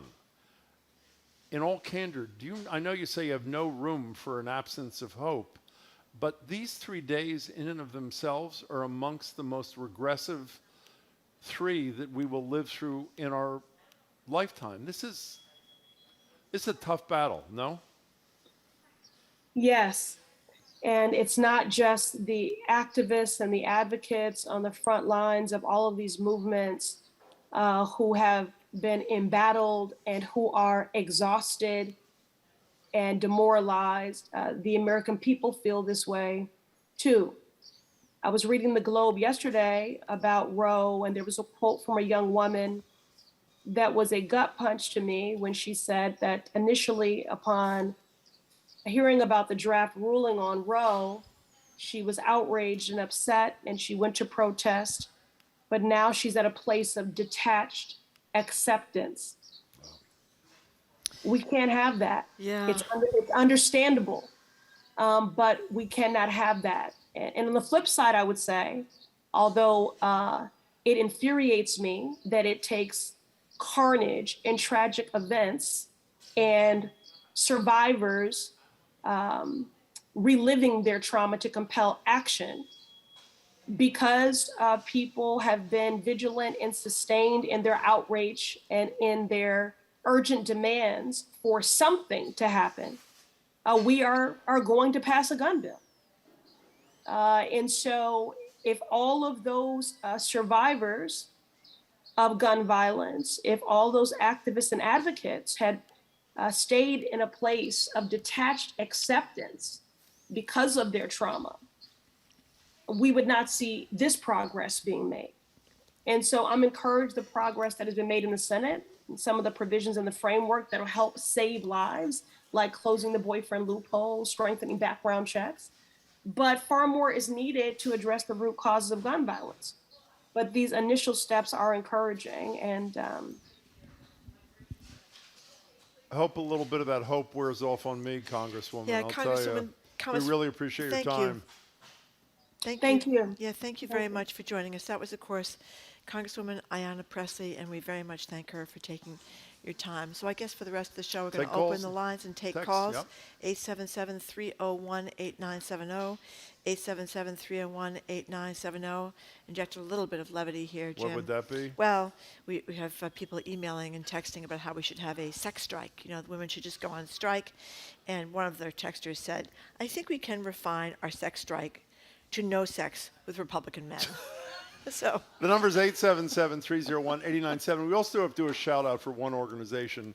One of the segments we had to cancel today involved two people from the Mission Hill Arts Festival, which is a wonderful thing that we're really excited to talk about. And we had to apologize. We obviously had to cancel for, I think you understand the reasons. We want to promote their show this weekend. It's Saturday at 5:30 in the Tobin Community Center that's near Roxbury Crossing. Check it out at MH Arts, Mission Hill Arts, MH Arts Fest, FEST.org. And again, our apologies for having to cancel today. Before we take the next call, again, my favorite guy out of these hearings, these January 6th hearings, has been this Eric Hirschman, who I never heard of, by the way, before this. He's in the White House counsel's office. He's talking about Jeff Clark. Jeff Clark is the lawyer in the Justice Department who had only done environmental issues, who was introduced to Donald Trump, I think, by that Congressman Scott Perry we were talking about before we went on the air. And was he the one that asked for a pardon? I don't know. I don't know if Perry was on that list. He may have been, but a bunch of them did. But Clark was behind the notion, the only one in the Justice Department, that, they could overturn the election. They should write to every state and help precipitate that thing. And when Clark called Hirschman and advanced this notion, here is what Hirschman said on tape yesterday in reaction. I thought Jeff's proposal, Clark's proposal, was nuts. I mean, as a guy said at a certain point, listen, the best I can tell is the only thing you know about environmental and elections challenges is they both start with E. And based on your answer tonight, I'm not even certain you know that. Perfectly put. Thank you, Mr. Hirschman. I like the guy. I don't know if it was Hirschman or somebody else who said, I tell you what, when there's an oil spill, we'll call you up. Yeah, that wasn't him. That was great, too. But for the same guy. I was mentioning pardons before. Matt Gaetz, the guy from Florida, the guy from Florida, this unctuous, creepy guy from Florida, he asked for a pardon, but he asked for a pardon covering his entire life, basically, for anything he'd ever done wrong his entire life. And one of the lawyers said, I think this is a little bit broad. It was beyond, like, January 6th activities. Gaetz, by the way, who I would argue, even though he hasn't been indicted, is credibly accused of sex trafficking with underage Well, I think that's women. why he was concerned about a pardon covering other areas of his life, because he was at that moment under investigation by the Department of Justice. He still is, but I don't know what is taking so long. Let's go to Little Compton, where Ken is on the phone. Ken, thank you much for your call, and you've waited a long time. Thank you. No, it's worth waiting, Jim and Marjorie. Thank you for calling. Anytime. I think the problem is, of course, we have a lot of problems, is waiting too much for legislation and elections. Yes, we need to vote and to get these bums out of office. When I say bums, I'm talking about Republicans in the mansion. But I'm really thrilled to hear some women saying, and one guy said it, women have to get serious, and it's not a joke. It's not just something for the radio. It's not just something to talk about. Women have to go on a sex strike. They honestly do. I would hope someone listening to this program would start a website, like the sit-ins took place in the 60s. We need to say to guys, hey, look, and I'm a guy, you might get me pregnant. And those bums in the Supreme Court and Donald Trump, the orange man, has helped take my rights away. So no more. And for progressive men, they ought to say to women, no more sex, because I don't want to make a mistake and maybe give you an unwanted pregnancy. Women have the power. Well, Ken, the only place where I disagree with you is a couple of people have said women have to do this. I would argue men have to do quite a bit too, and we got to do something other than just engage in social media, or this is just the beginning. Ken, thanks for your call. We appreciate it. That was Tina. She didn't talk about a sex strike. She talked about a strike. Women should just not work up through election day until there's a majority that protects a woman's right to choose. Several texters have nominated her for the presidency, by the way. Here's another texter who says, the Supreme Court decision for allowing all states to have open gun carry policies and today's full frontal assault on women's reproductive rights shows this country is slipping into Taliban territory with a fascism faction of Congress that doesn't bode well for the American democracy. You know, we had, David Gergen's, the name of his book, I don't know. First name. The name of his book, I can't remember. But David Gergen has advised 4 presidents. He's written a wonderful book about leadership. We had him on to talk about it. Mm-hmm. And he was saying, as I've said, he's been around for a long time. He was saying he does think that we may be sliding into an autocratic period in the United States of America. It's going to take us a while to get out of it. I hope he's wrong. But when you look at the fact that the Supreme Court and Republicans are carrying out policies that are against what most Americans want, it is really frightening. And clearly, most Americans are very much opposed to getting rid of Roe, and it doesn't matter. And most Americans want background checks for guns, and it doesn't matter. And most Americans are very concerned about the environment. That doesn't matter. There's probably going to be a decision on Monday gutting the Environmental Protection Agency. By the way, Gergen's book is Hearts Touched with Fire, How Great Leaders Are Made. Thank you very much. It's a great book, and by the way, it touches on one of my... He's 80, by the way, just turned 80, and he is arguing that most of our elected leadership is far too old, and it's time to step aside, and he happens to be right, Republican and Democratic. Sarah from Springfield, thank you for calling. Hi, Sarah. Hello. I just...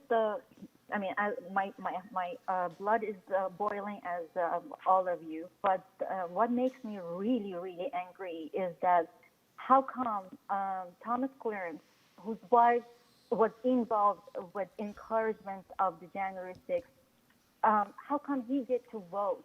Yeah. Against the right that I have? I mean, this is appalling. Like. I'm sorry, I'm too upset to talk, but I'm with you. This is what is most bothering to me, that this Supreme Court is not a god. I'm coming from a country that the government acted as a god and escaped from that country. And I thought America would open the door to non-barbarian, time that we're living. But it was naive of me to think that way. Do you mind, Sarah? Do you mind if I ask you what country you came from? I'm Iranian originally. Okay. So how are you feeling about this country today? I think that's the answer. Yeah, a lot Sarah, of us are. Thanks for the call. You know, a young woman that said she came here from someplace else for freedom, because you think about the United States being a free country. Yeah. I mean, you're saying really it's not free for women. I mean, women do not have freedom anymore in the United States of America. Women are not equal anymore in the United States of America. That's what this is about. And it's just, I mean, do you think Mitch McConnell is really worried about, a 10-week-old fetus? I don't think so. He won his, essentially, he has spent decades. There was a wonderful documentary, I forget the name of it, on Frontline, like everything that Frontline does, talking about his lifelong crusade since Robert Bork was not confirmed, since he was borked, as the verb began. He's been on a decades-long crusade to pack the Supreme Court. He succeeded. And as part of that, to make sure that the right to an abortion was obliterated, which it was this morning at about 10:10. But the thing is, it's a scam because, again, I don't think that most of these people care about abortion or gay rights that much. It's like a wedge Subjugating issue. women is the goal, or what is no, the goal? I think it's just all a cover to have a corporate takeover of to get rid of work. When you look at these people at the Federal Society, it really is about big government, big business, like running the whole country. Well, it's not just federal; it's dark money. The Sheldon Whitehouse, senator from Rhode Island, that we talk about all the time, has done these brilliant pronouncements, including on this show and on the Senate floor, about how that's what this is all about. The great line, "Give him bread and circus while Rome burns." Yeah. Well, this is get everybody all worked up about transgender rights, get everybody all worked about gay rights, get everybody all worked about abortion, while you are making sure that the income inequality gets ever greater in the United States of America. Corporations get to do whatever they want, and workers' rights are just trampled.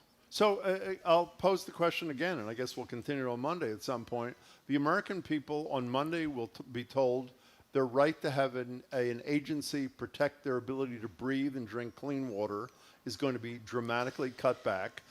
Yesterday, looks that way. They can be less safe in their communities Yeah. on a subway, walking down the street. You can now carry a gun without a permit outside in public. Today, women's rights dramatically trampled upon.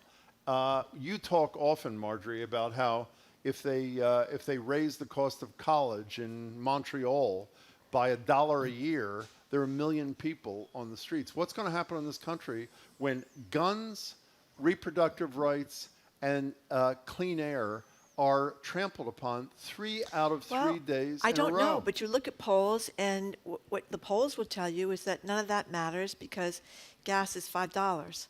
And I get that gas being $5 is a problem. I don't think it's as big of a problem. Well, but gas is not always going to be $5. The EPA's lack of powers, women's lack of rights, and our inability to be safe on the streets is not going to go away for decades. No, listen, I'm with you, but I'm not sure. I've kind of lost faith in a lot. We're not supposed to be cynical today. We're As not. Ayanna Presley said, we're not supposed to be. But it's kind of a tough day to be all enthusiastic. Canada's looking better and better. You know what I mean? Sherry in Cambridge, you're the last caller of the day. We really appreciate your patience. Hi. Sherry. Maybe you're not the we last lost caller Sherry. of the day.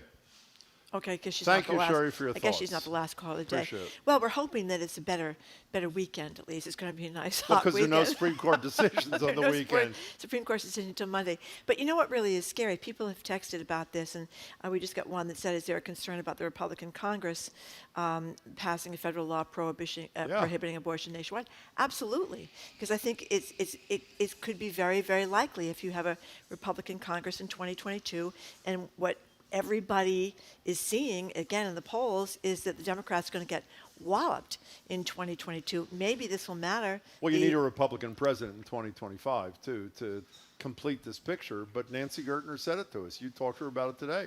If a Republican Congress passes a bill that confers personhood on a fetus, even the strong protections in a state like Massachusetts are eviscerated.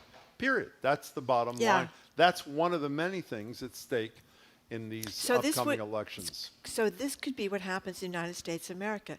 People were very upset in Ireland by what happened in Ireland. If you had the wherewithal, you took a plane to Great Britain to get an abortion, then you came back to Ireland. Can you imagine? It could be people flying to Montreal or Toronto for the United States of America. I'm sorry. Go ahead. Can I end on one up note? Yes. Did you notice today we had these unbelievable meat pies? We did. From a local small business God, they were called delicious. Suya Joint Kitchen, I think. It's part of this Commonwealth Kitchen. Suya Joint Grill. And it's part of a new effort by the wonderful Newsfeed Cafe working with Commonwealth Kitchen to partner with great small local businesses in the food world. Right. And this is just the beginning. Fabulous meat pies. Thank you, Suya Joint Grill. And there are many more to come. I'm glad you brought that up. No women's rights, great gun laws, but you can Great still meat get pies. a great meat pie, Jim, and that's what it's all about. You got to go for what you can go for. Anyway, thank We're you done. very much for tuning in today. You can keep up with us 24/7 by way of our podcast. On Monday, we're going to have retired federal judge Nancy Gertner. You heard her today. She's great on all the Supreme Court stuff, talking about this decision and other decisions. Our food writer Corby. There'll be more on Monday. That's right. Food writer Corby Comer, the Reverends Irene Monroe and Emmett Price, and some of the folks from the Cape Cod Theater Project. Oh, great. That would be nice. We want to thank our crew, Zoe Matthews, Aidan Conley, Mackenzie Farkas, Rebecca Tauber. Additional support from Gia Orsino, and our engineer is John the Claw Parker. Our executive producer is Jamie Bologna. And we also want to thank our BPL engineering team, Sai Patel, he rescued me several times today, and Angelica Marrero. You're not on TV tonight. No, but thank you all for coming. We really appreciate it. I know it was a tough day, and we're sorry we didn't provide the level of joy we try to provide on a Friday. Not many laughs today. And by the way, everybody, and I'm speaking to myself too, don't take this lying down. We'll talk more about what remedies are on Monday. Have a strong weekend, and we'll see you on Monday. I'm Jim Browdy. I'm Marjorie Egan. Thanks again for tuning in. Hope you can tune in on Monday. And meanwhile, keep hope alive. See ya.